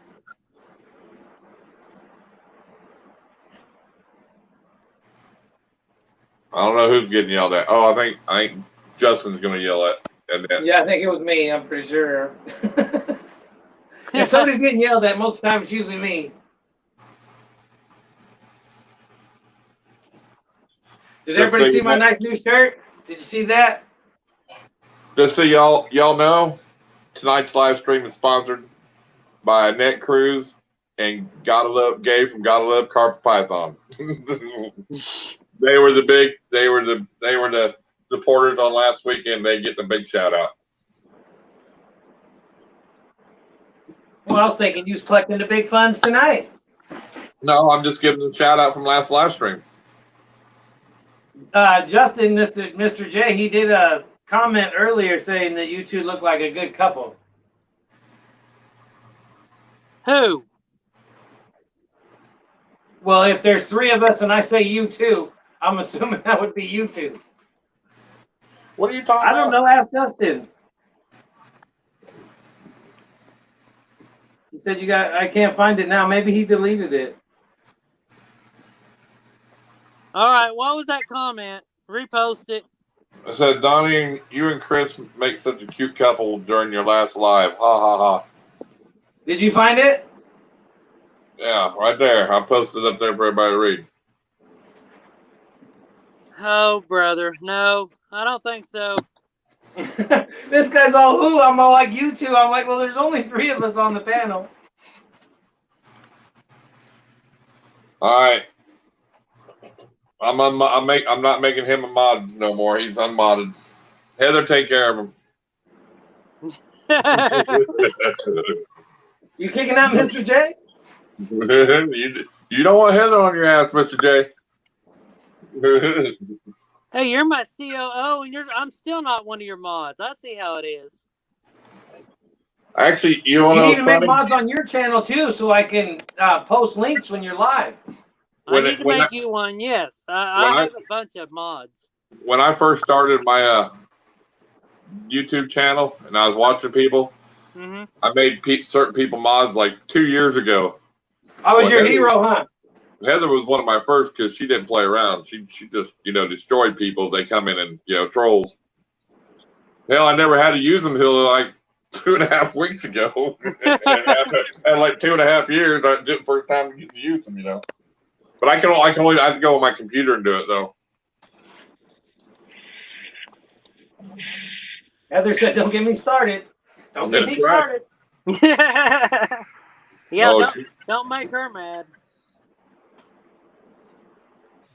Shelly was on the last stream and said something about, you don't even know where I live. I said, I'll stick Heather on you.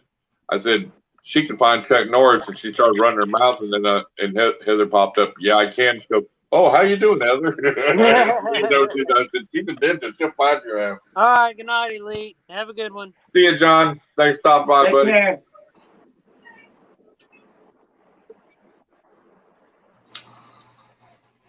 Did you see Spartan's comment? Pressure from Irondogg. Yeah, because I told him he needed to put a video out. I ain't seen one from Spartan Reptile.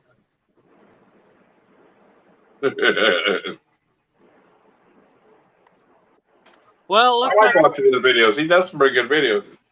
Looks like we're gonna have 22 clutches over here at DER Reptiles. Yeah. You found another one? Yep. Not ovulation, but I palpated a inchy hypo, and there's some good sized follicles on her, so I put the inchy back to her. Because that one the other night was the 21st. That one that looked like it was ovulating. Yep. That was your 21st one, right? Yeah. Exactly. Hell, Yeah, we got 17 people in here. Spartan's daughter was doing some pairings this year too. My daughter Reagan tried that last year, and she got bit.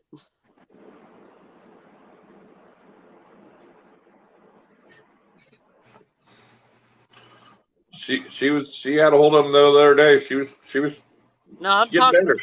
I'm talking. Oh about yeah, I remember that. Not Sissy. I remember that. Yep. That Bumblebee, wasn't it? No. Which one was it? It was Pixie, that big normal. Oh yeah, I remember. Yeah. She went to put the spinner Welcome to in the with stream, her. Venom. Welcome to the stream. She went to put the spinner in with her last year, and Pixie reached up and tagged her on the arm. She didn't cry one bit. She went right back to handling more snakes. What's up, Venom?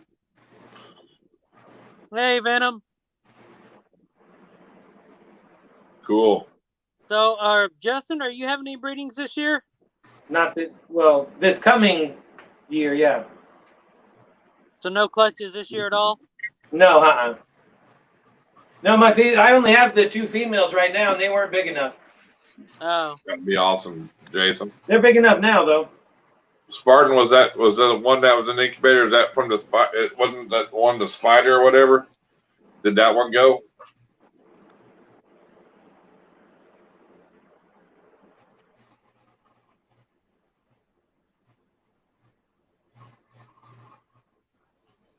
How many you got so far, Heather?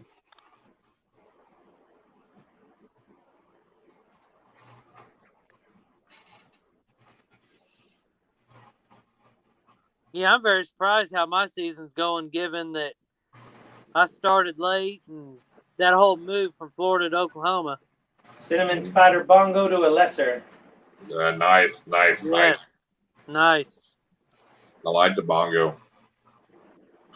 Man, do you see that that bamboo, ghost bamboo that Honey Reptile showed there today? Yeah. Man, I actually watched that video you told me about. That sucker was nice, boy. Yeah, what'd you think of that video? Y'all in here watch that video?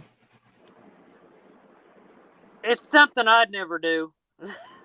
Well, I mean, think about it. I mean, he was going to lose the eggs.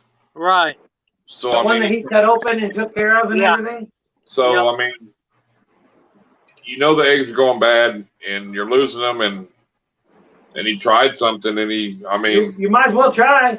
Yep. I think he did something that a lot of people would have never thought could happen, to be honest with you.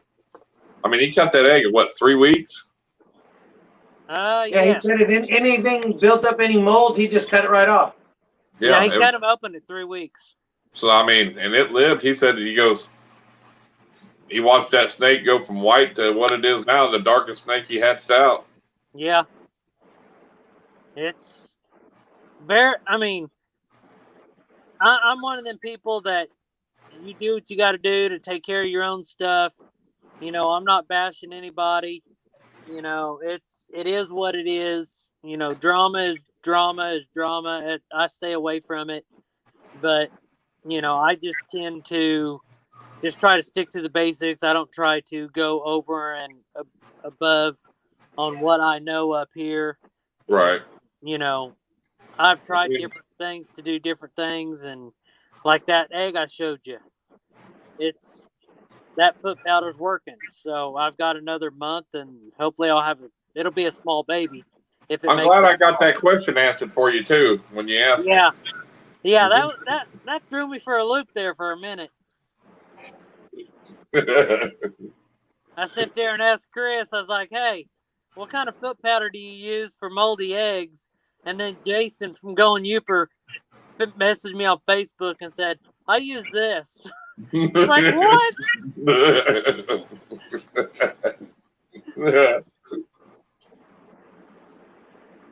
Yeah, he goes, yeah. Well, Mr. Hollywood's in a live stream, so I had to answer for him. I'm like, what?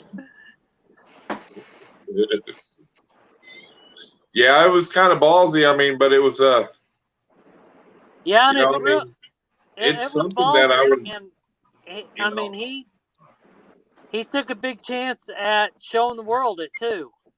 Well, I mean, he's pretty open about everything he does, but I mean, just to be able to, to try to fix the problem first, like you said, he took the eggs out for 2 hours a day because they were leaking or whatever, with that glue people told him to use. But then to Well, cut yeah, he it was like, trying to get the glue to dry, is what he was doing when he was taking them out for 2 Yeah. hours. He was trying to get it to dry. And right, it did dry, and then when he put it back in the incubator, it got wet again. you get wet Yeah, again. ooze right back out. Yeah. But then he thought, well, crazy shit. it's leaking it could be leaking into the egg. And then he cut them, and at 3 weeks, and then. Well, he thinks the one died because he thinks it got a little bit of that foot powder inside.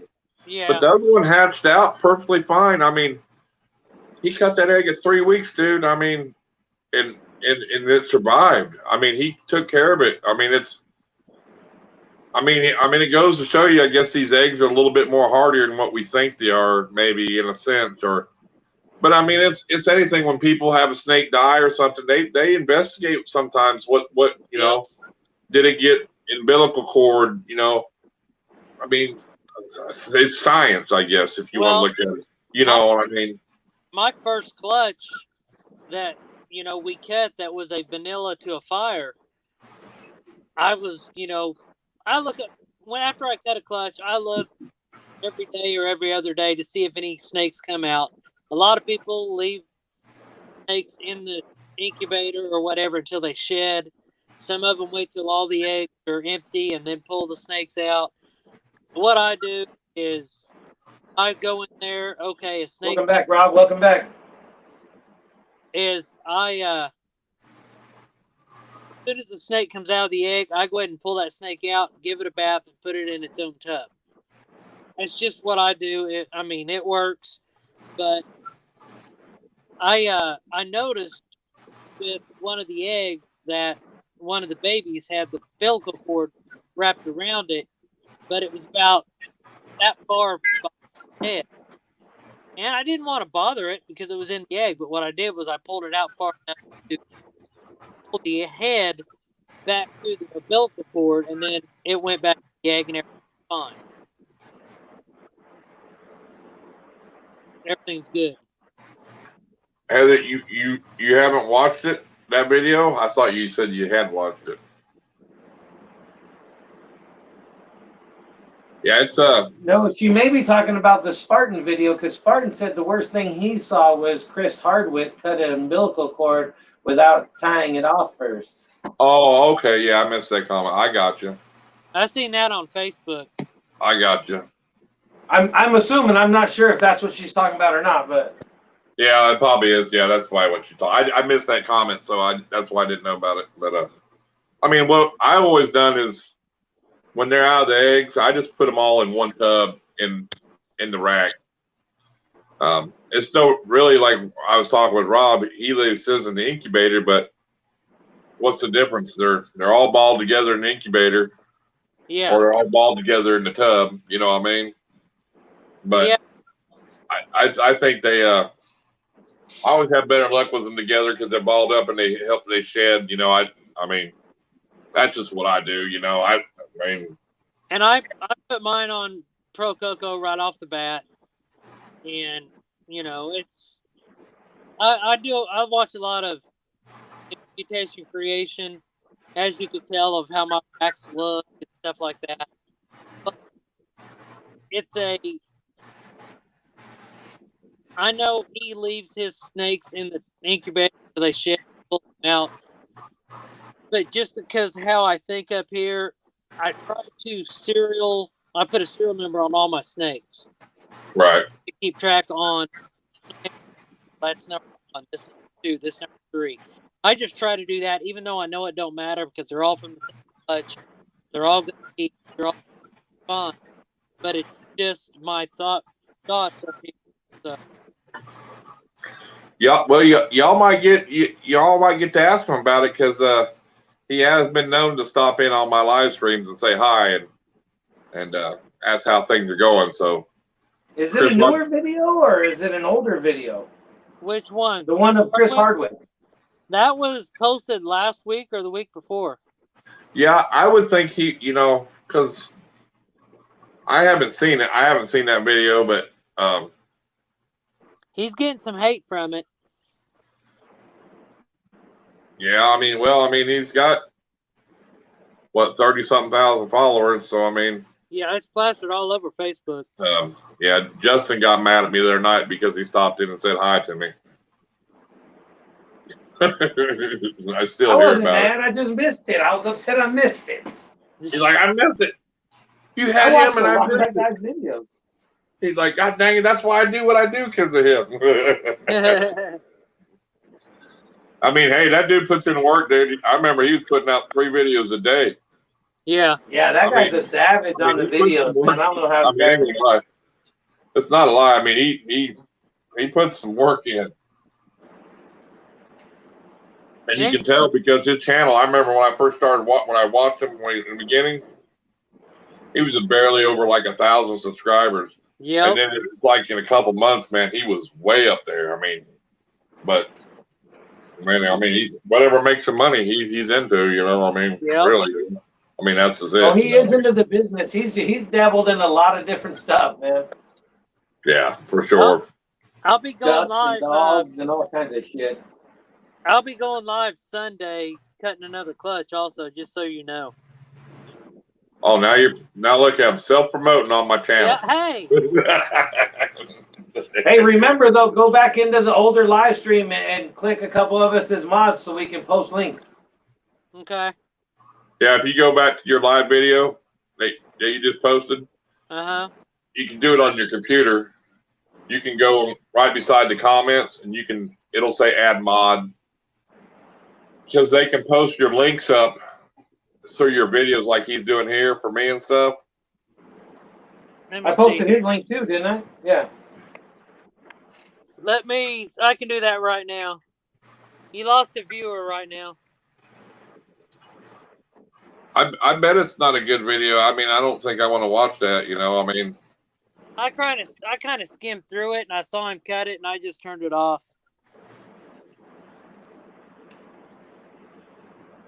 Oh, damn, I'm going to have to go watch it now.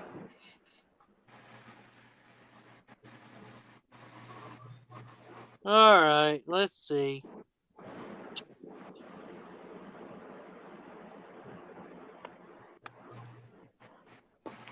Oh. So I guess the debate is. All right, Justin, you're a moderator. So the debate is I guess he made the video, if I'm reading it right, and then said he hadn't been doing it long, and he said he made a mistake. So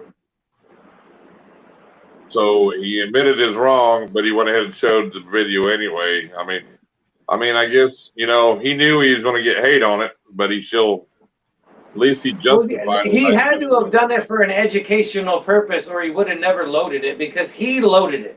I mean, it's not like somebody else put it out of him. So. Well, yeah, I mean, I guess if he's making a video what to educate not to do and admitting his mistakes, I mean, I kind of can get it in a sense, but I mean, and at least he admitted he was wrong. I mean, yeah.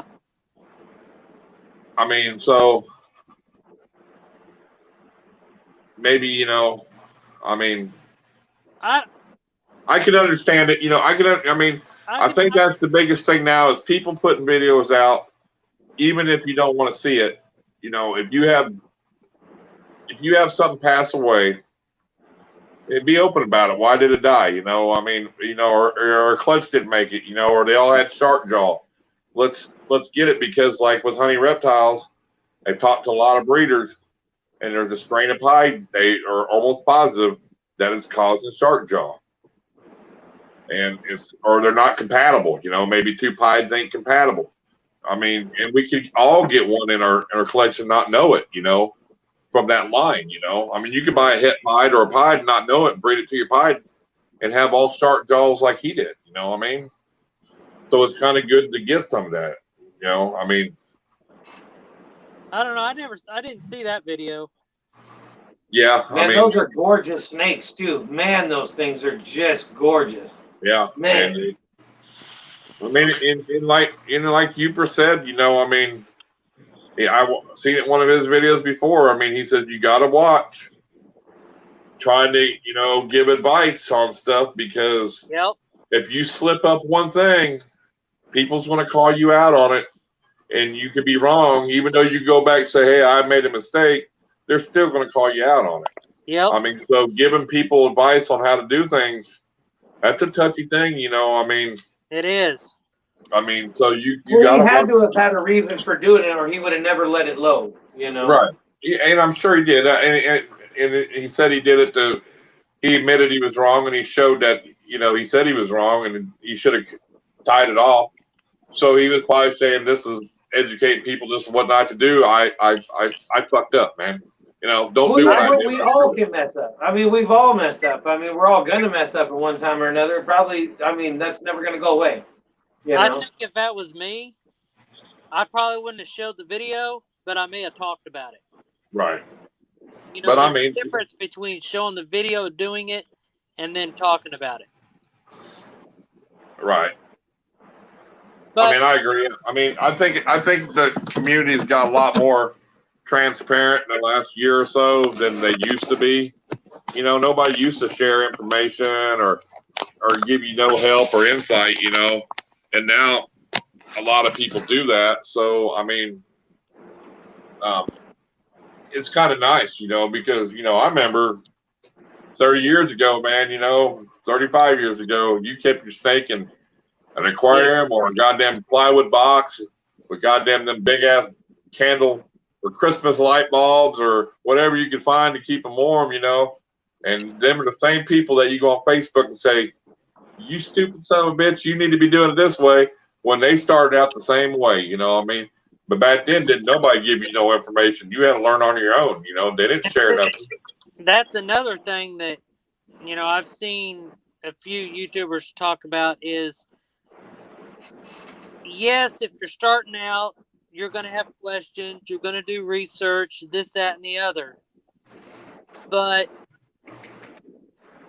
it's hard to go online to Facebooks and these forums and stuff like that and just ask any single question, because that person that don't know much that's asking that question will get drilled by other haters and other people.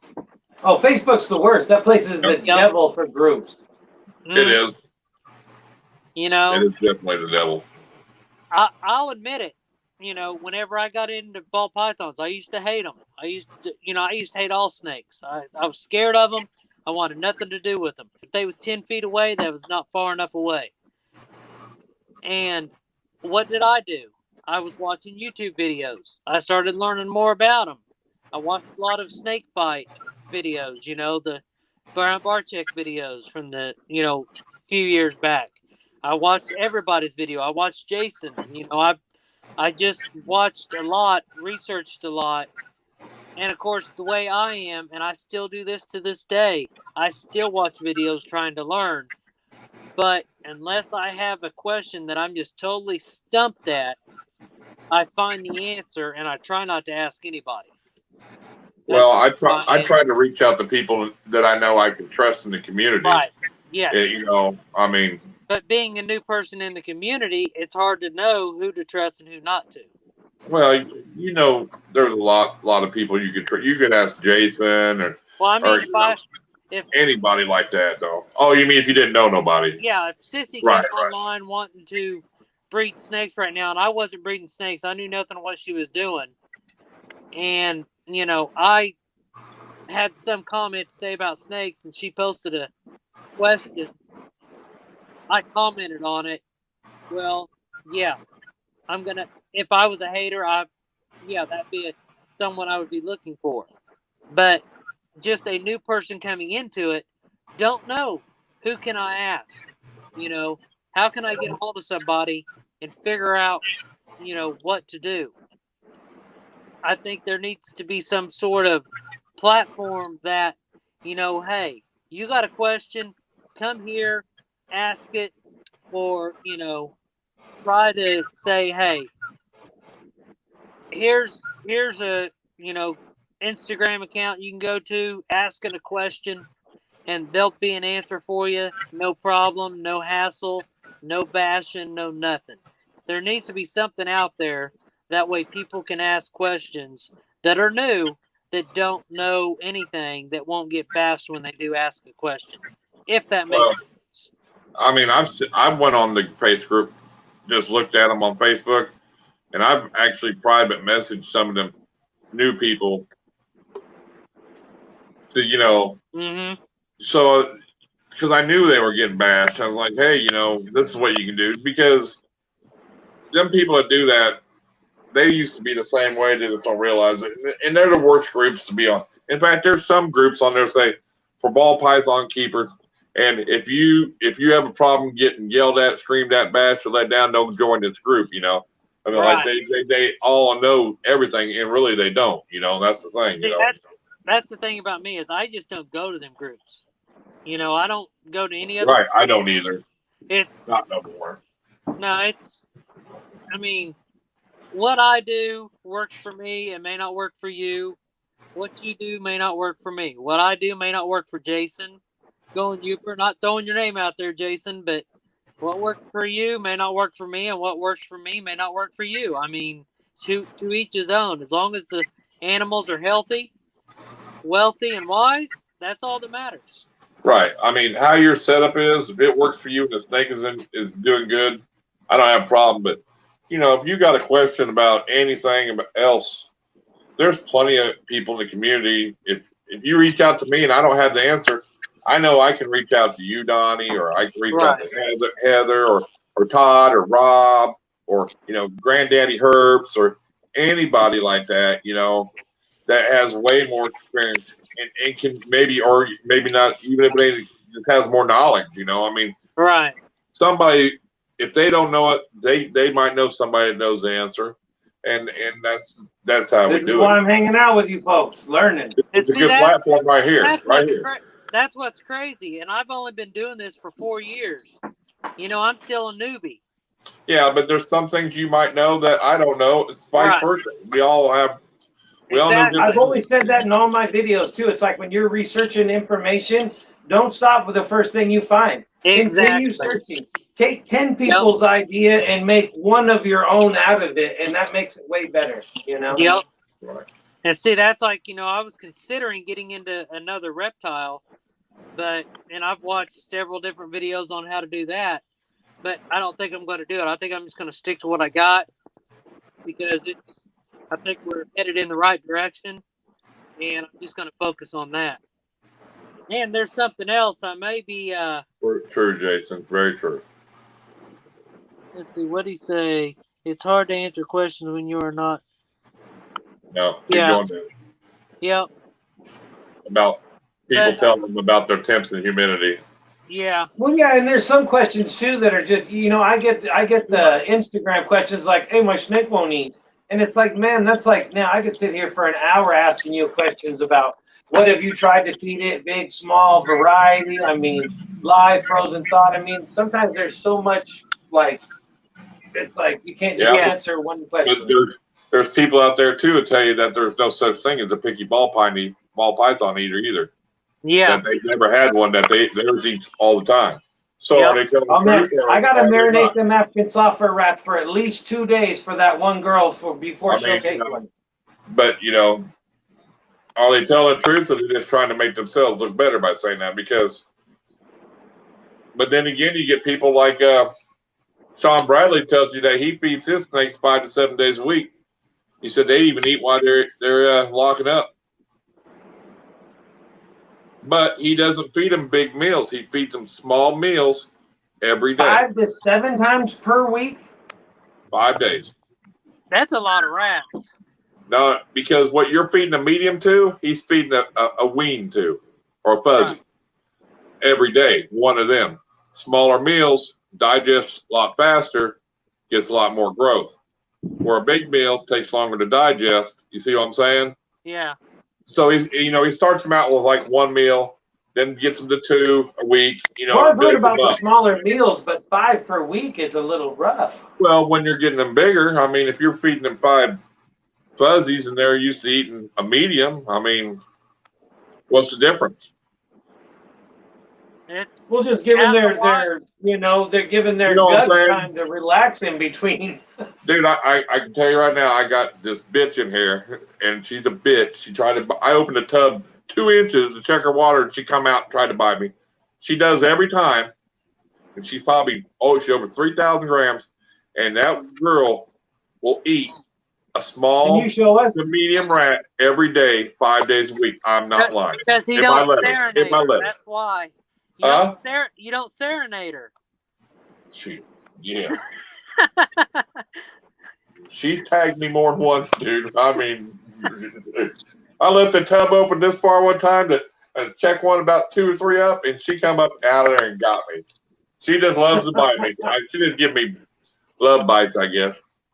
All But right, I mean, there are some snakes that'll eat 2, 3, 4 days a week if you let them. But I mean, is it healthy? I'm not saying it's healthy. I'm just saying there's people that will tell you what they do, and they're open about it. Now, here's a question for Justin, or Hey, anybody, Hector, welcome to the live stream, buddy. or anybody in the chats, that may know. If you're feeding an ASF to an adult ball python, how many ASFs is actually a good meal for them per week? 1. 1? Well, yeah, because it's twice as much protein as a rat, twice its size. Right.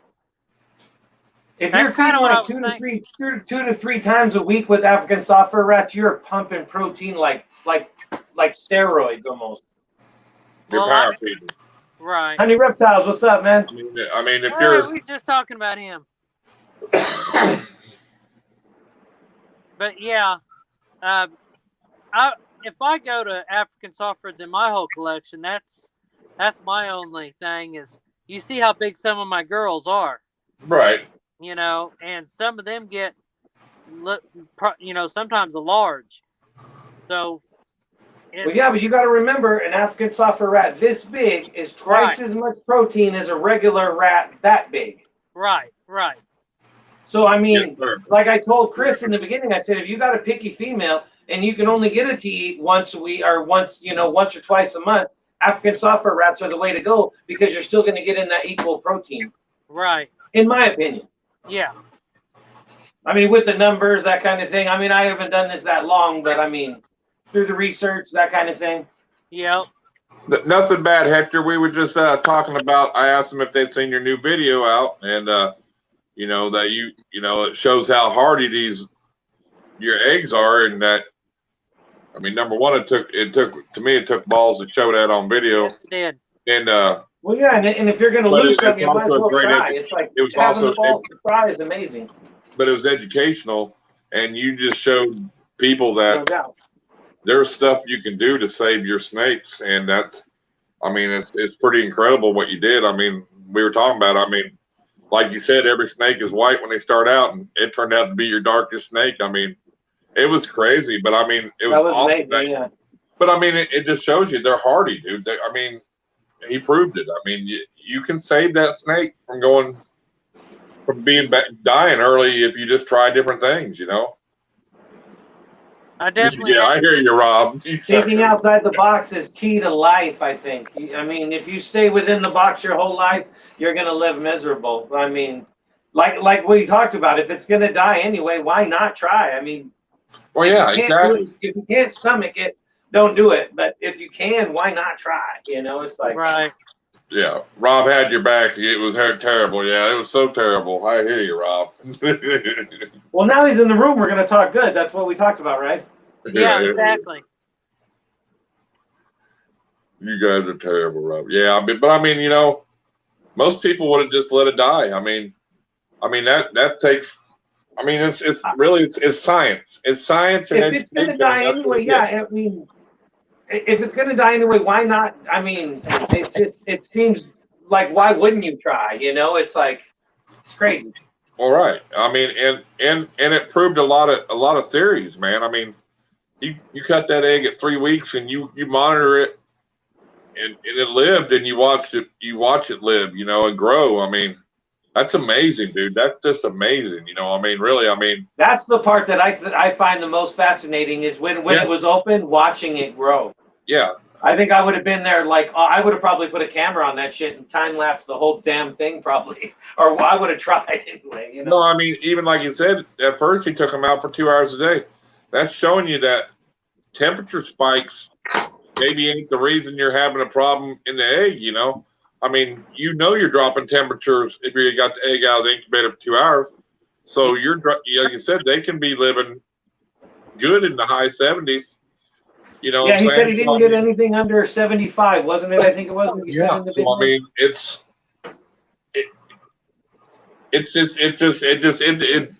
it really blows my mind when I watch that video because it was cool. It was something I would have never even thought of, dude. You know, and to me, it's just. I mean, that's why I love watching videos because you learn stuff you never thought was possible. You know what I mean? Oh yeah. Just like what we talked about, you know, Yeah. Everybody does things a different way, and there's always a new way to do something. Yeah. That's But what I think the best about this is. One little thing that somebody does, it's amazing how easy it can make your day if you don't do it, you know? It's Right, like just little things. But not only that, I mean, but Hector's not transparent, you know. I mean, he puts everything out there, the good, the bad, the ugly. And Right. and to share that too, that's something most people would have never even shared, you know. And Right. he did that, you know. Yeah, I mean, it's insane. I mean, goes from white to dark, and I mean, you got to give him credit for sharing that and putting it out there. I mean, that's the biggest thing to me, you know, was sharing And that saying it again information. to anybody that hasn't seen that video, them snakes are just amazing. They're gorgeous. The other ones that we were talking about earlier. Yep. Oh yeah. So I mean, yeah, hats off to you, man. That was awesome. JMS Fishing, welcome to the chat, man.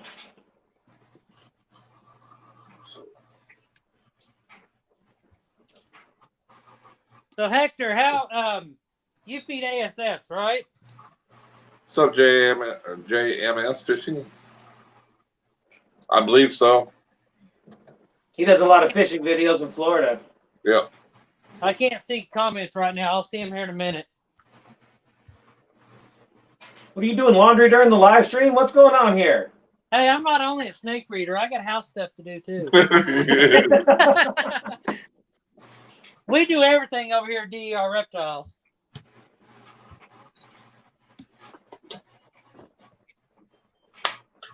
But anyway, Hector, how many ASFs do you feed your adult ball pythons a week?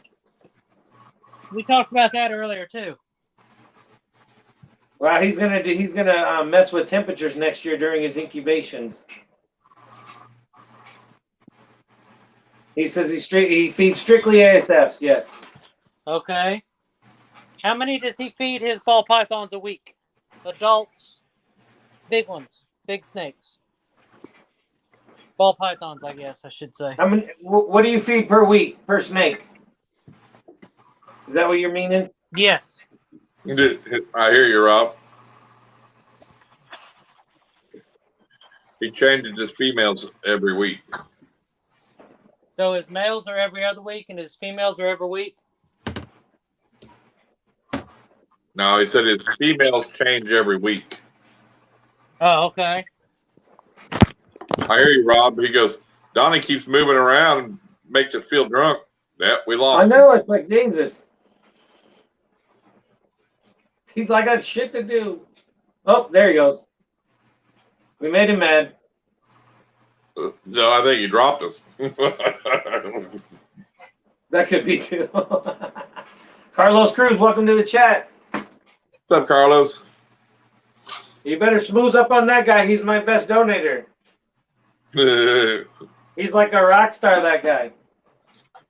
1 week, my females eat ASS, and then the following week, the regular rats. I do that because regular rats have bigger bones, therefore more calcium, which right on. Welcome to the stream, Carlos. I heard you Oh, were the one best rat per golfer. week. I heard you're the best golfer there is, and can whoop Justin. Congratulations, you're my best friend. How's that, Justin? That how you smooth it up? That's how you smooth him out. Yeah, he likes that kind of stuff. Yeah, I heard he's a way better golfer than you, Justin. No, he's luckier than I am. It's his wife that keeps killing both of us, is the bad thing. She goes out there, she's all got the club all hands like this. She just whacks it, goes right to the deal. It's like, what the hell?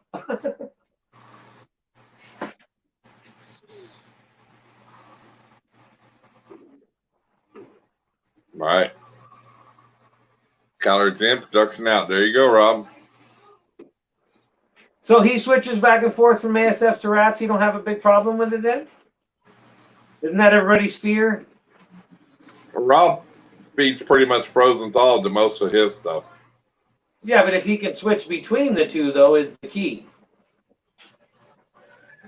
Rob's one of them people that you can tell him it only eats live and never eats anything but live, and within a week he'll have it eaten frozen thawed. He's like the frozen thawed whisperer. He's the whisperer on that deal? Yep. Does he got his other ones feeding yet, or they still needing the assist feed, or? I think he said he had a couple eaten. Does he? Right on. That's good to hear. Yeah, we still got 15 in the chat. We're like rock stars. Yeah, it's all because of you. And that's because of you. I put you in the title there. And We were all coming to see that ponytail. We were thinking we were gonna get slicked up again. shit. I tried not to be outside today. It rained, man. It was so nice. It rained here today. God. I was glad it cooled things down too. We got quite a bit of rain too. Did you get that pool all leveled out? Did them levelers come in and stuff? How'd that work out? It worked out good until it rained 4 inches and all the ground got soft. But did they work the way they said they were supposed to level it and stuff? Yeah. Right on. You know, if it wasn't completely level, I just put a 2-foot level on there and I raised it up a little bit, but I got to go out there and do a little modification because with all the rain, it kind of got soft.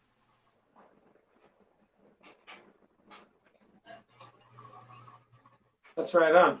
Yeah, switching back and forth, that's cool. I got you.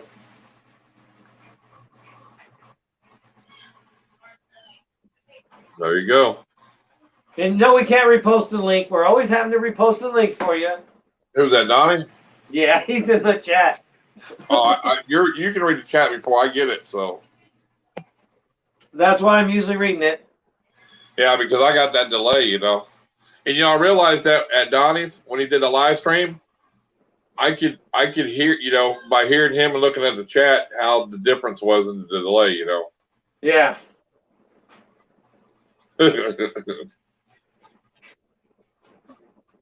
That's true. Honey Reptile says, no, Rob, not everything will eat a frozen rat. He ain't eating one.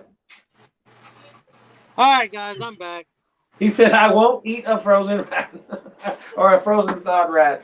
He said he feeds one ASF and he switches every week. One ASF a rat, next week he gives him a rat. Regular. And then he gives him okay. an ASF, then a regular rat, but once a week. So he's back and forth. Okay. I'm just considering going full time on mine. I don't know yet. Heather All says right, she's Rob. got a pastel will only eat live mice. See, I got a female pastel, Here's your battle. pastel that only eat mice. I want to see this. Well, unless I trick her. Rob, are you willing to argue with Heather about you can get her pastel to eat frozen salt? Here it is. Are you willing to take that challenge? Shit, if he was closer, I'd let the Whisperer come over here with that one I had. Because if I could get to put the right ingredients and starve you long enough, you would eat it. Well, I don't know. There's that one channel, Troy's Old Town, whatever. He ate that damn egg. Yeah, that's what he's talking about. Sean from The old infertile egg, that Troy is City. disgusting. I never seen that video. Yeah, it was on that old Troy. Yeah, old Troy City Reptiles. Yeah. And He ate one of the eggs. When he opened the damn egg, it didn't even have like a yolk. It was just this like just disgusting looking liquid inside of it. And he fried it up and then he like bunch of hot sauce on it and stuff. And he ate it. It was gross. He said it didn't taste like nothing, but he said it was just the thought of what he was doing was worse than the taste. What's up, Mason? Yeah, I feed live just because if they don't eat, I can put them back in the bin. I You know what I second mean? that. If frozen thawed, you're gonna toss them away. You know what I mean? I mean, I'll save them for another day. They get too big, I'll kill them off when they get big for the retics. I mean, nothing gets too big when you got big. You know, I can feed them to the retics later down the road. I mean, so nothing will get too big. Yeah, that's what's good about the garbage disposals. Yep. Exactly. Well, like I said in the beginning, that's why I got ASF rats, because everybody kept, all the breeders kept saying with the regular rats, most of them owned a retic to get rid of the big one. So I was like, man, I'm not owning a retic to get rid of big rats. So that's why I did the ASFs. We'll get a Burmese or a boa. They're the same way. Yeah. Boa eat anything, dude, too. But I just don't get like you boa. a cock. That'll work, too. There you go. Get you a big monitor. All right, Rob. Have fun, buddy. All right, I'll be right back, Justin. Hold on. Oh, I guess it's us now. Exactly. Now we can And are you glad you made that switch? Now we start talking about Chris. Yeah, now we can talk about Chris. No, because he'll watch it. He'll come back and watch it. But hi, Elijah. Welcome to the chat. Yeah, I got one female that's a picky eater. She only eats ASFs. And she's picky sometimes on that too. Well, yeah, but I mean, if it's your animal and you're going to keep it, I mean, who cares? Especially if you breed them, I would worry about hatchlings getting hooked on them or something. But if it's your snake in your collection that's going to breed for you, ASFs are the way to go, I think. Exactly. Well, I got a pinstripe from Chris about a month ago, and he was having trouble getting it to feed. I said, go ahead and ship it here, bring it here. I'll take care of it. I said, I'll get it to feed, no problem.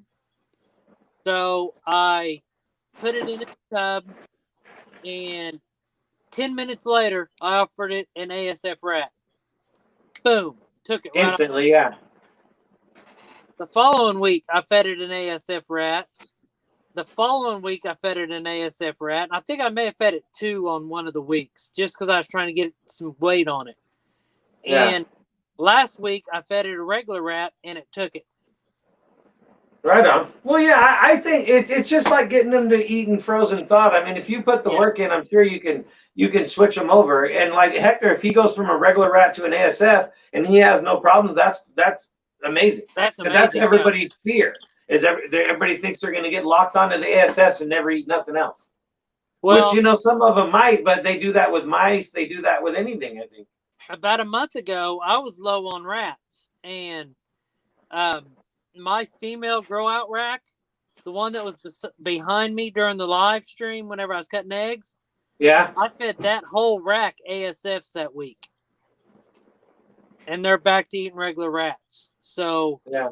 I mean, I got a couple that'll eat ASFs only, like my lavender albino female and my inchy calico, and then that classic, that normal. But that normal, I got her when I bought some racks when I was in Florida, and she started off eating medium rats live, and then she went to frozen thawed. Then she just went off a feed, and the only way I got her back on feed was ASF rats. So, and she's skinny, but she'll get her weight back. Well, that's like we were talking the other night too about with the rodents, how that Chris Hardwick just did a video on how he breeds rats specifically for his hatchlings. And a lot of people don't want to go that route with the hatchling neither because they're afraid it's going to get hooked on a mouse. Yes. Yeah, I'd rather. But I think if you got a baby mice. and it'll snatch up a mouse, why not give it its first couple meals? I mean, mostly if snakes are going to homes like or just pets, they're most likely only going to feed mice. Right. And a lot of these breeders, I'm not saying everybody, but there are some breeders that will start their babies out, all the hatchlings out on mice. Just Well, so yeah, they'll just start because eating they're like it's like crack to them, man. Yep. People always say it's like my snake won't eat. It's like, did you try a mouse? No, only rats. It's like try a mouse. It'll snatch it up in a second. Yep. It's like crack.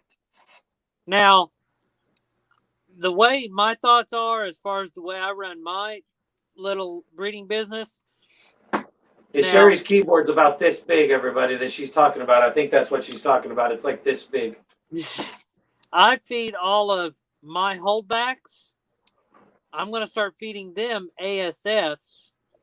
And I feed all of my snakes that are going to be available for sale. I feed them rats. And I will try to keep them on rats. If not, I will start them off on ASFs and then move them to rats. So, it's just one of those things that you got to do what you got to do to get your ball python to eat. Exactly. And that's kind of his point. It was just that it was so much easier to get them started with using mice. So. Right.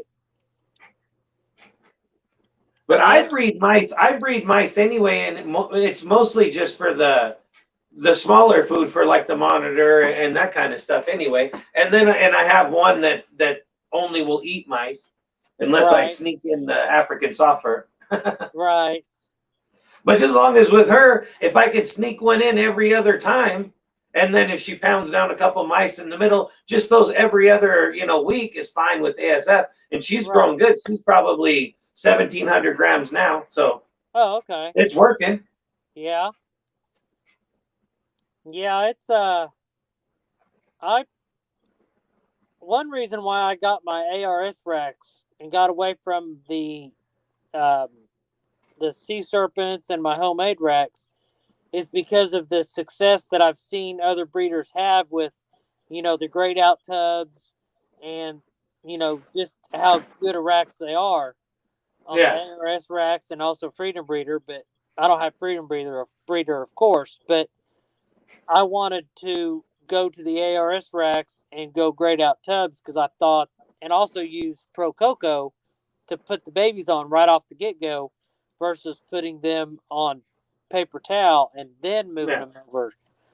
And I've heard videos on, hey, put them right on Coco and they'll eat right off the bat. So that's what I'm trying this year. And my first clutch. Well, yeah, especially with your scale, I would try multiple things all the time. Different methods and ways, and man, it'd be fun. Yeah. So that's what I did. Now my holdback, Fire Vanilla. Of course, I'm feeding him ASFs, trying to get him up to breeding size because he's going to replace my Fire Male. But the ones that are that I'm going to make available, which are already sold, I fed them a little bit bigger meal than I normally do because I was feeding them pinkies at the very beginning. So it was taking them a little bit to gain weight.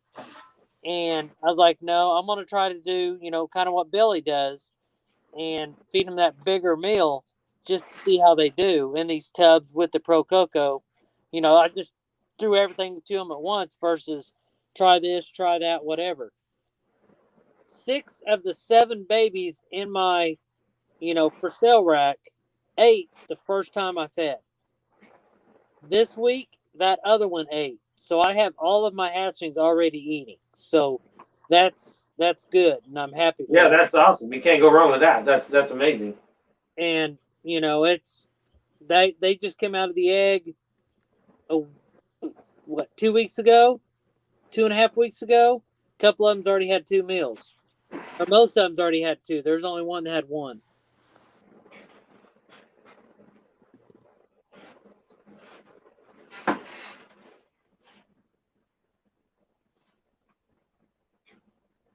Let's see here.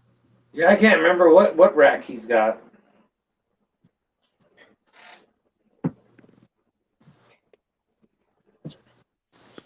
But we'll see how that works whenever all my other 16 clutches in the incubator come out. Yeah. Well, you got a lot more times to see if it's going to pan out. That's for sure. Exactly. So far, there's 116 babies so far this year. But I think wherever you're at, everybody's going to be a little bit different in their humidities and this and that as far as outside environments that are going to affect your inside environment. So it's like everybody's got to tweak their own little setup, their own little way. Now, when I started work where I work at, 70-30. They found out, a couple of people found out that I breed ball pythons and I breed my own rats and stuff. And of course, if there's other snake keepers out there, they're having an issue, they find somebody that breeds them, guess what? They're going to come ask you questions. So I'm known as a snake guy at work, and they come up and ask questions. The most questions I've had was humidity. People, the ones I work with, keeping them on aspen. I said, don't keep your ball pythons on aspen here because you're going to have humidity. They're not rats. Exactly. But that's for rats. In Florida, you could do that because the humidity's better. Oklahoma, you can't do that. The humidity's drier. And you can't wet down your bedding because it's going to mold. So one of the guys said that, he's doing the cocoa mixture with the aspen. I said, don't do that either because your aspen's going to mold. I like it. I said, go to the coconut bedding solely if you're trying to fix a humidity problem. So, it's just people that's uneducated. It's all it is. I use paper towels. And it's not even as much just uneducated too, is that they tend to just take one opinion. They don't, take more than one. They'll just go with what the first person says to do, and they think that's gold, and it's like, no, you should be asking 10 people and then take a little bit from everybody and do what works for you. That's always been my motto about learning anything, And I called him out on what he uses because his first question to me was, how long does a shed cycle take for a ball python? I said they shed every 4 to 6 weeks, and it takes them about 2 weeks, and they're done. Well, the one I got takes a month, and he still has shed on him. He said, you're having a humidity problem. I said, get rid of that freaking aspen. I said, you got him on aspen, don't you? And he said, yeah. I said, get him off of it. You need humidity in there. What you need to do now is you need to soak him in water. After soaking for about 20, 30 minutes, pull him out, and that shed will come off real easy. And he came to work the next day. That worked great. And he plans on getting another snake. So, of course, he didn't get that from me. He got that one from the other guy at work, which keeps his on aspen. So you're the snake guy, and he's not listening to you when you're telling him to take him off the aspen? No, he is. He's the other guy at work that he got the snake from uses aspen, and he was using the same because that's what he told him to use. And he told him, it's normal for a ball python to take 30 days to shed. No. Nope. I said, don't believe that. I said, I breed them. I said, I know exactly what's going on here. Wow. Yeah. So he'd listen to what I had to say. He's doing it. It's working. And he's probably going to be getting a snake from me maybe this year, maybe next year. So, right on. Cool. Whenever people have questions, you just need to help them with everything you can. Yeah, it means a lot when you sell somebody a snake if you tell them they can always reach out to you if you have problems, And it wasn't even that. I wasn't even trying to sell him a snake. He was right, but I mean. Yeah. Oh, yeah. And that's how I am. I mean, that's how my intern, Steve, we sold him a snake. And I was answering his questions. He was wanting to learn more about it. And I said, well, if you want to learn, come on over. We'll do some work. I'll teach you about some stuff, and we'll, get you going. So it went from him getting 2 snakes and his wife hating snakes to His wife loves snakes, and they are not getting rid of them whatsoever. So it's all about, you hear that. I hear that saying, and I go by it to this day. Fear is the lack of knowledge. Once you know more about something, you're going to be less fearful of it. That's true. Right.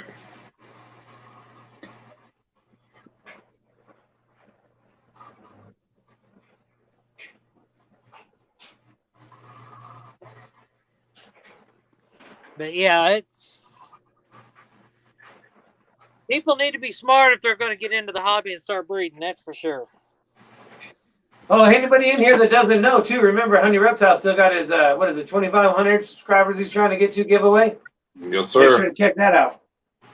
Yep. Like, subscribe, share. I think he's at like 1,500 now. We better hurry up, or that damn thing's going to be an adult by the time we get there. Hey, if it gets to be breeding size, that's less work we got to put in, right? That's true. That's true. That's true.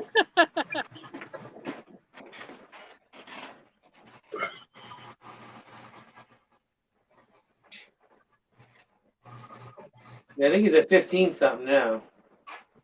Right. They hatch in 3 weeks. Sweet.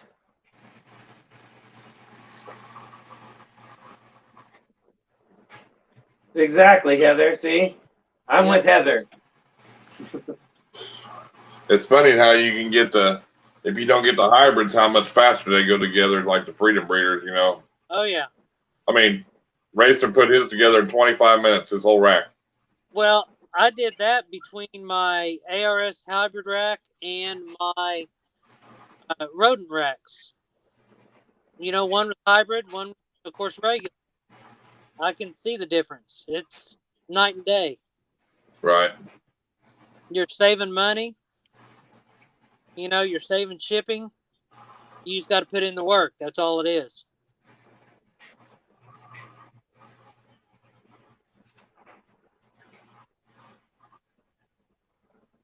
And I still got my 1075, so got two. Right. Heather says she ain't building hers. She's just supervising. It's not that hard. What size rack did you get? I don't think she's got one yet, but she's getting ready to order. Right. If I remember right? Yeah. Yeah. Was that a what, 70-30? No, Hector's got a 70-30. I think so. I'm not sure. Oh, she is going with the 70-30. Right on. Yeah. Those are actually easier to put together than the 50-40s. And they got the removable, well, I call them roofs, but the removable flat pieces above the tub. Yeah, where your vent goes through or whatever. Yeah. What's up, Area 51? How you doing, Matt? How's it going, Area 51? Welcome to the stream, sir. I ended up going with the 70-33 on mine.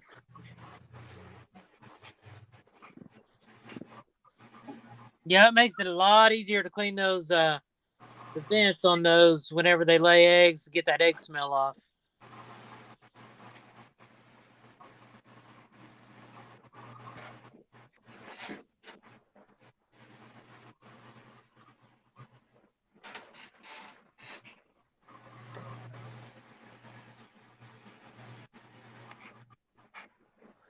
So do you have any I'm all more? way behind over here. What was you looking at over there? Who, me? Yeah. I thought I heard something. Oh, I looked over on this screen and it just showed you all focused over there. I didn't know if something was going on. I'm behind on the chat a little bit than what you are. Yeah, I was looking at the chat right down there. I know, everybody. I'm trying to keep us all together here. All right, The chat knows who's trying to keep us together. Why do you think that you're in the middle? Because I would come on second. You're Mr. Fancy Pants, so we gotta let you. You got all that high tech equipment. Yeah, I got that fancy shirt. You see that? Yeah. Again, see big that. shout out TNT Balls. I don't know if he's in there or not, but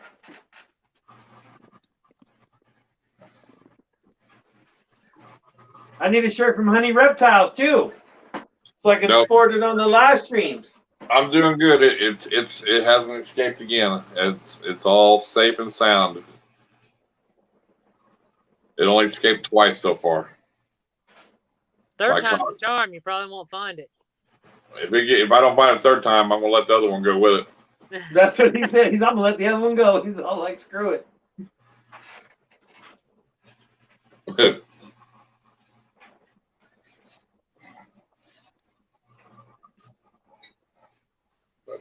Yeah, well. I'm So, gonna Chris, start me it's- a I'm gonna start me a deal of just my YouTube shirts. I got a couple in there already. I'm gonna put this one in there. I'm just gonna use it for videos and live streams and that kind of stuff. Right. Sweet. Because if I wash them too many times, they'll get all messed up. I want them to look good, so it's like I can sport them on just the streams. And maybe, you know, if I go to a reptile expo or something, I can wear somebody's shirt. But for the most part, I'm just gonna keep them in that tote. That way you never have to wash them. You just do the stream and then. Just pull them out, make sure I don't stink them up too bad, and put them back in. Yeah. Well, you're over there. We can't smell you.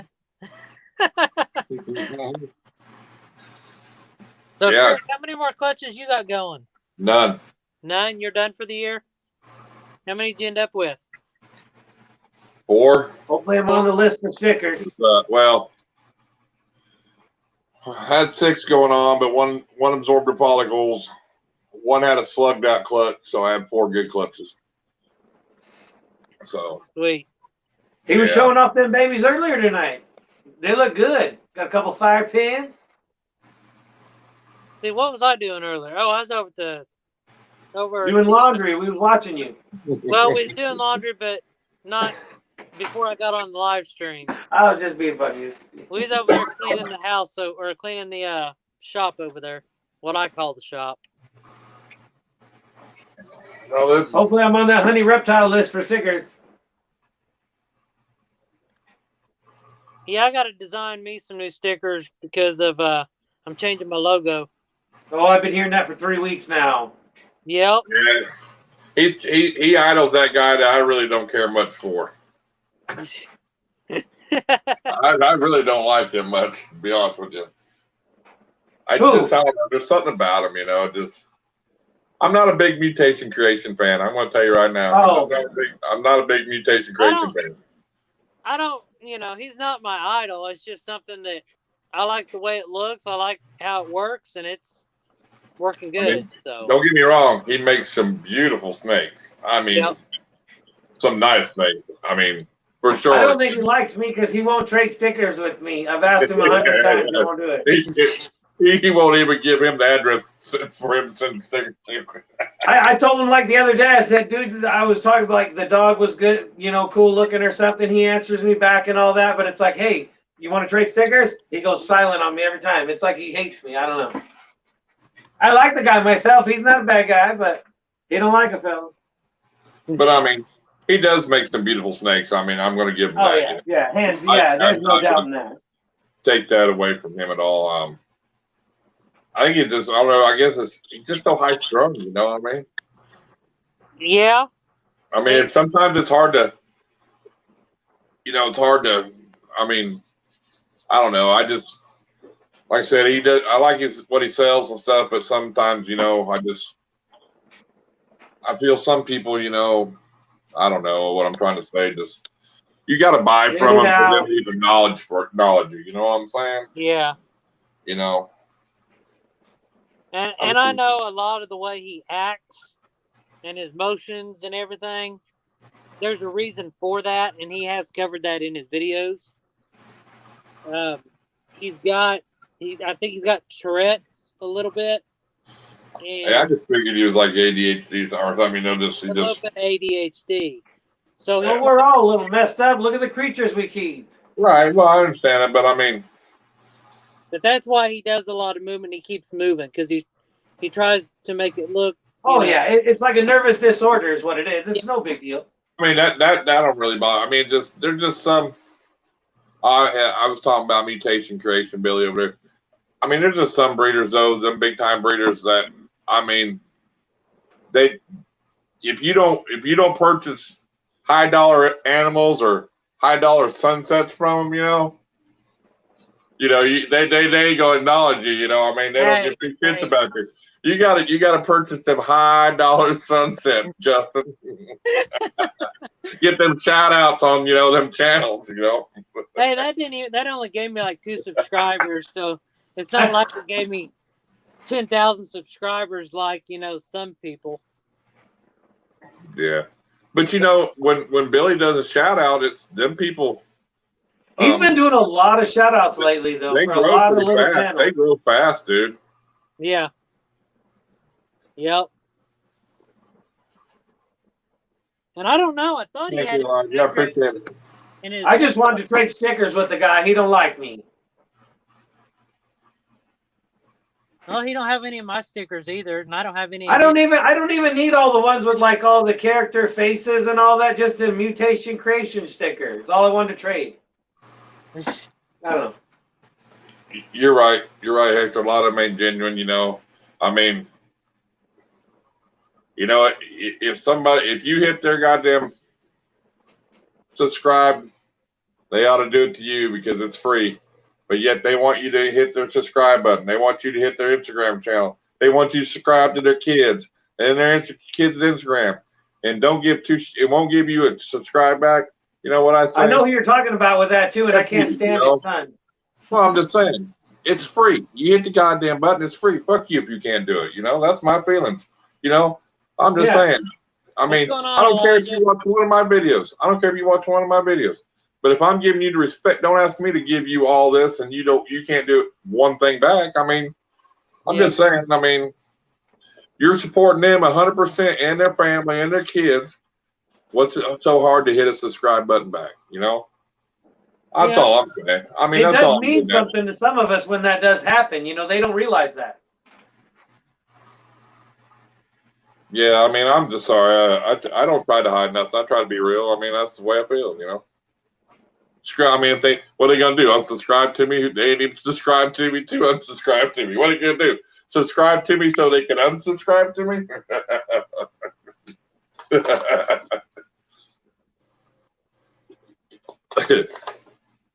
Hey, and some of these sunsets that people get, it's just something they're trying to make their collection better. Oh, you were just trying to be a fancy pants. That's all. Just trying to be better than everybody. That's got shouted out and everything, didn't they? Go follow my homeboy. You would have thought he would at least gave you a T-shirt. I would have said, "Hey, where's my shirt at, man?" It's coming. You should have emailed him back, say, "Man, Jesse did a good job with this sunset." Oh, you didn't get no shirt? I messaged him on Instagram. I said, I give out shirts. I don't even own a sunset. I'll give you a shirt. Well, not you, maybe. Let me see. We'll see, maybe. Well, your price and your pie just tripled. Oh, I know they do. You probably just I like to mess with everybody. Though, I'm sure somebody else in here can give me a pie. Go right ahead. El Miguel's, he's subscribed to me on my Instagram. But I messaged him on Instagram and I said, you should tell your brother that that box that the sunset came in was all smashed. That feller's got a sunset. This one.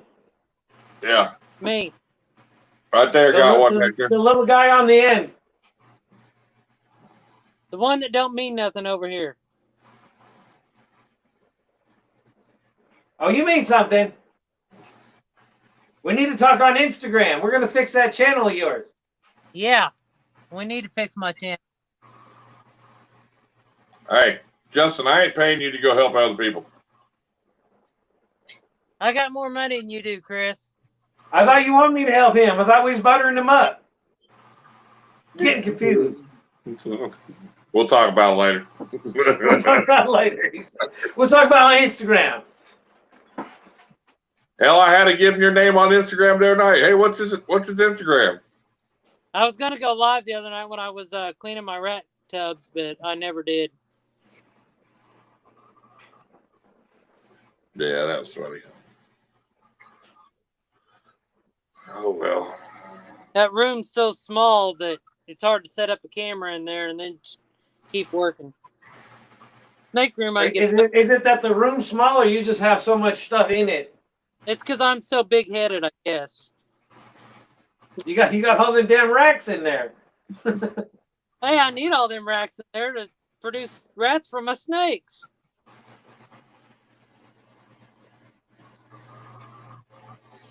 Hell You yeah. get a GoPro with a magnetic mount.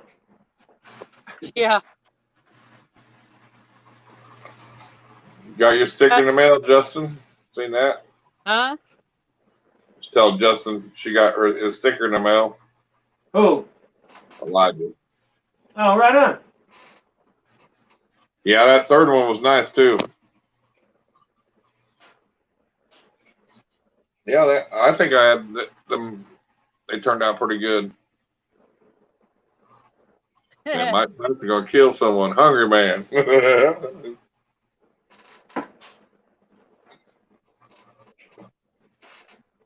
So what are you pairing up next year, Justin? I have a Firefly female and a Super Pastel female, so What mare are you gonna throw to them? I have no idea. Champagne. Is that a male or female? One of the ones in there. Is that Yeah, champagne? I thought about the champagne with one. Yes. Because That way you can see. then we'll know if anything comes out of there. Right. Because it looks like it might have a little something else in it. So, like we talked about, maybe Inchy. So, Inchy is the key to the sunset. I don't have any like They were specific talking about kind that of today things. on I just videos. want to make some babies, have some fun, create some content. They were saying that on videos today. That is the key. If you have a sunset, you have to have Inchy. Well, And they said the Inchy. They said the sunset Inchy cinnamon is right now they say that's like one of the best combos out there. oh really? That's what. Yeah, I got Costco big said. secrets here in the hide. Well, He's getting big money for his.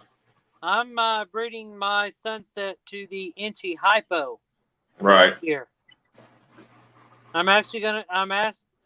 Plus, I'm gonna be breeding the sunset to the albino next year. Right. You can't give everybody out your secrets now. Oh, I didn't give him out that other one. Did you see what Hector said? Banana and lesser are the key to sunset. Yeah, I believe. But I mean, according to Brian, but I've seen that. I mean, the Inchy does a lot of good things too, though. Actually, I changed my mind. With that being said, Yeah. that what was that? I know where you. You know where I'm going? Yep. Okay. I know exactly where you're going with that one. So yeah, I'll do that. Mandarin. I still tell you, I think Sunset Monarch's the key to red ball python. Sunset and what? Monarch. I'm telling you. I think you got to. You think you breed them two together? I think you'd come up with something pretty phenomenal. Yep. Hector, fish. Quiet down. I said sunset and monsoon.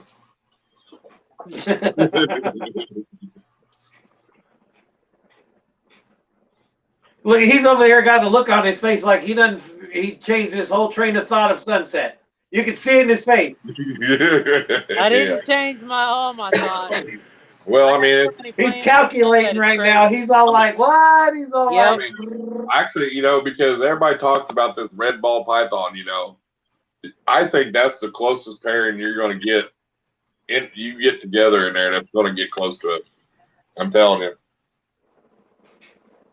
I don't know. That's just my opinion. That's my opinion, Well, you've seen what the Corleone gene did to the cinnamon. I wonder what that would do with sunset. I don't know, but you ever seen a monarch? Yeah, I've seen a monarch. They don't look like an ultra male like everybody thinks they do. Everybody thinks they look like an ultra male, but they don't. If you look at one, close up, I mean, you can see the reds in it, the burgundies or whatever. Yeah, I mean, videos and cameras don't do any justice to Right. any of these colors on these snakes either. yeah, and that's the Yeah, bad that's the worst. thing. That's like the clutch that we just cut.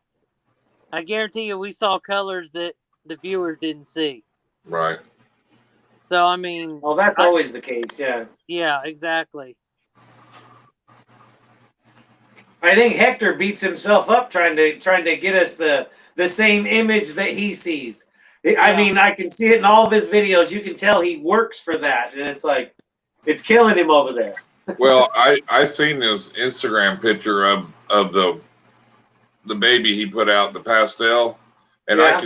I could see the pink stuff in it, on that picture. You could see it real vivid on there.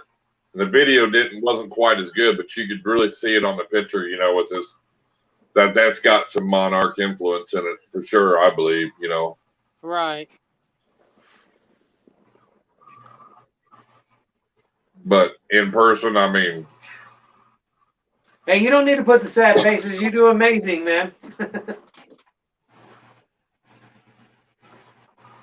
it just yeah, it's crazy. And if that don't work, hell, watercolors, you sell it for $100,000. I'm sure there'll be a couple more people buying on it like they did before.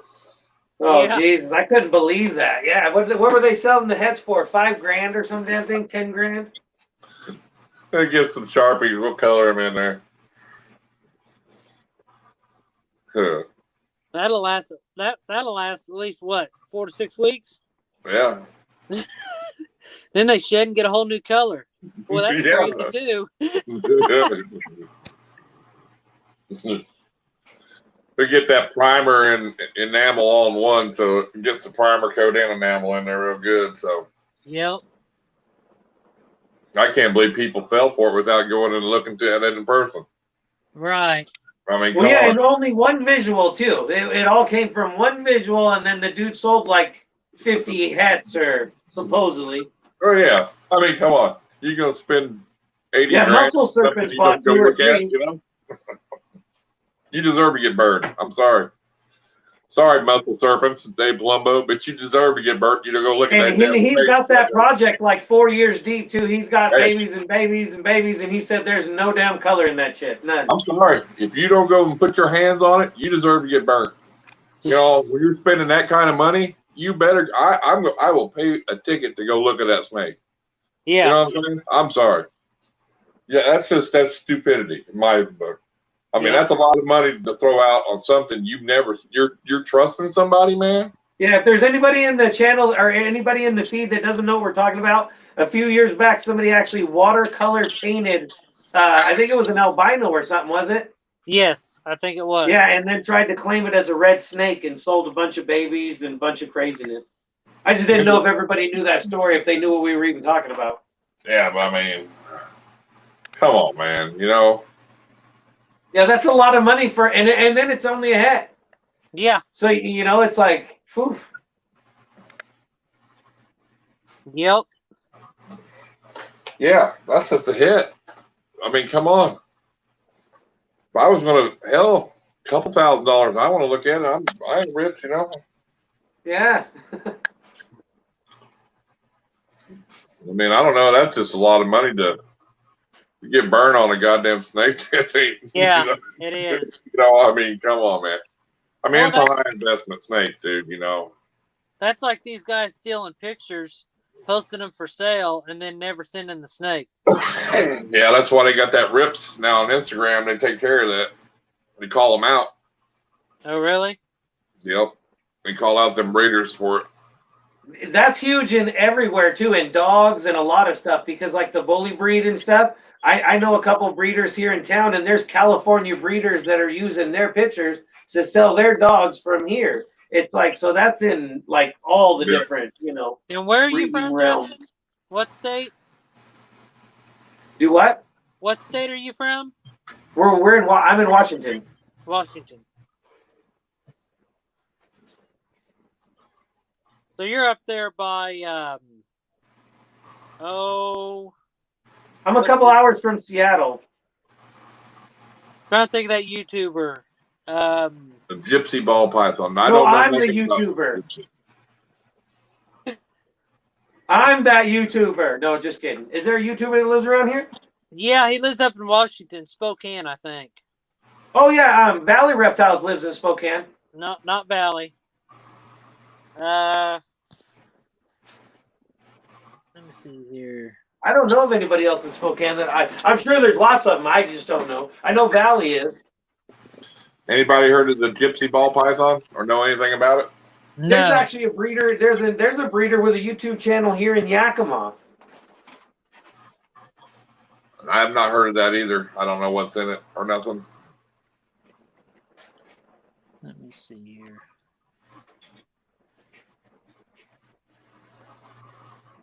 I'll know here momentarily.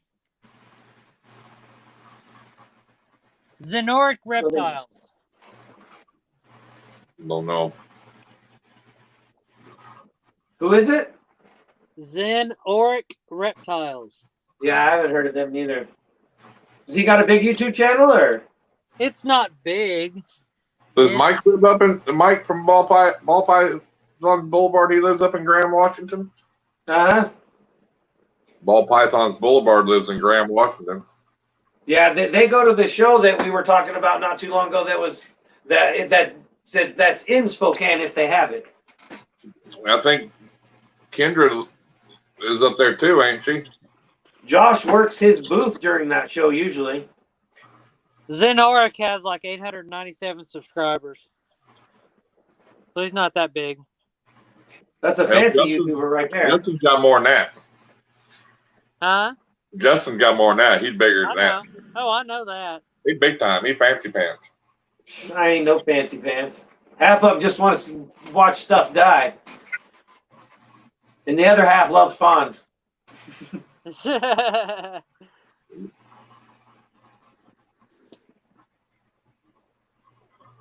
Actually, I all the rodent videos do really well. People like rodent videos. And pond pumps or filters. Yeah. Pond filter videos get you like 40,000 views. That's crazy. Yeah.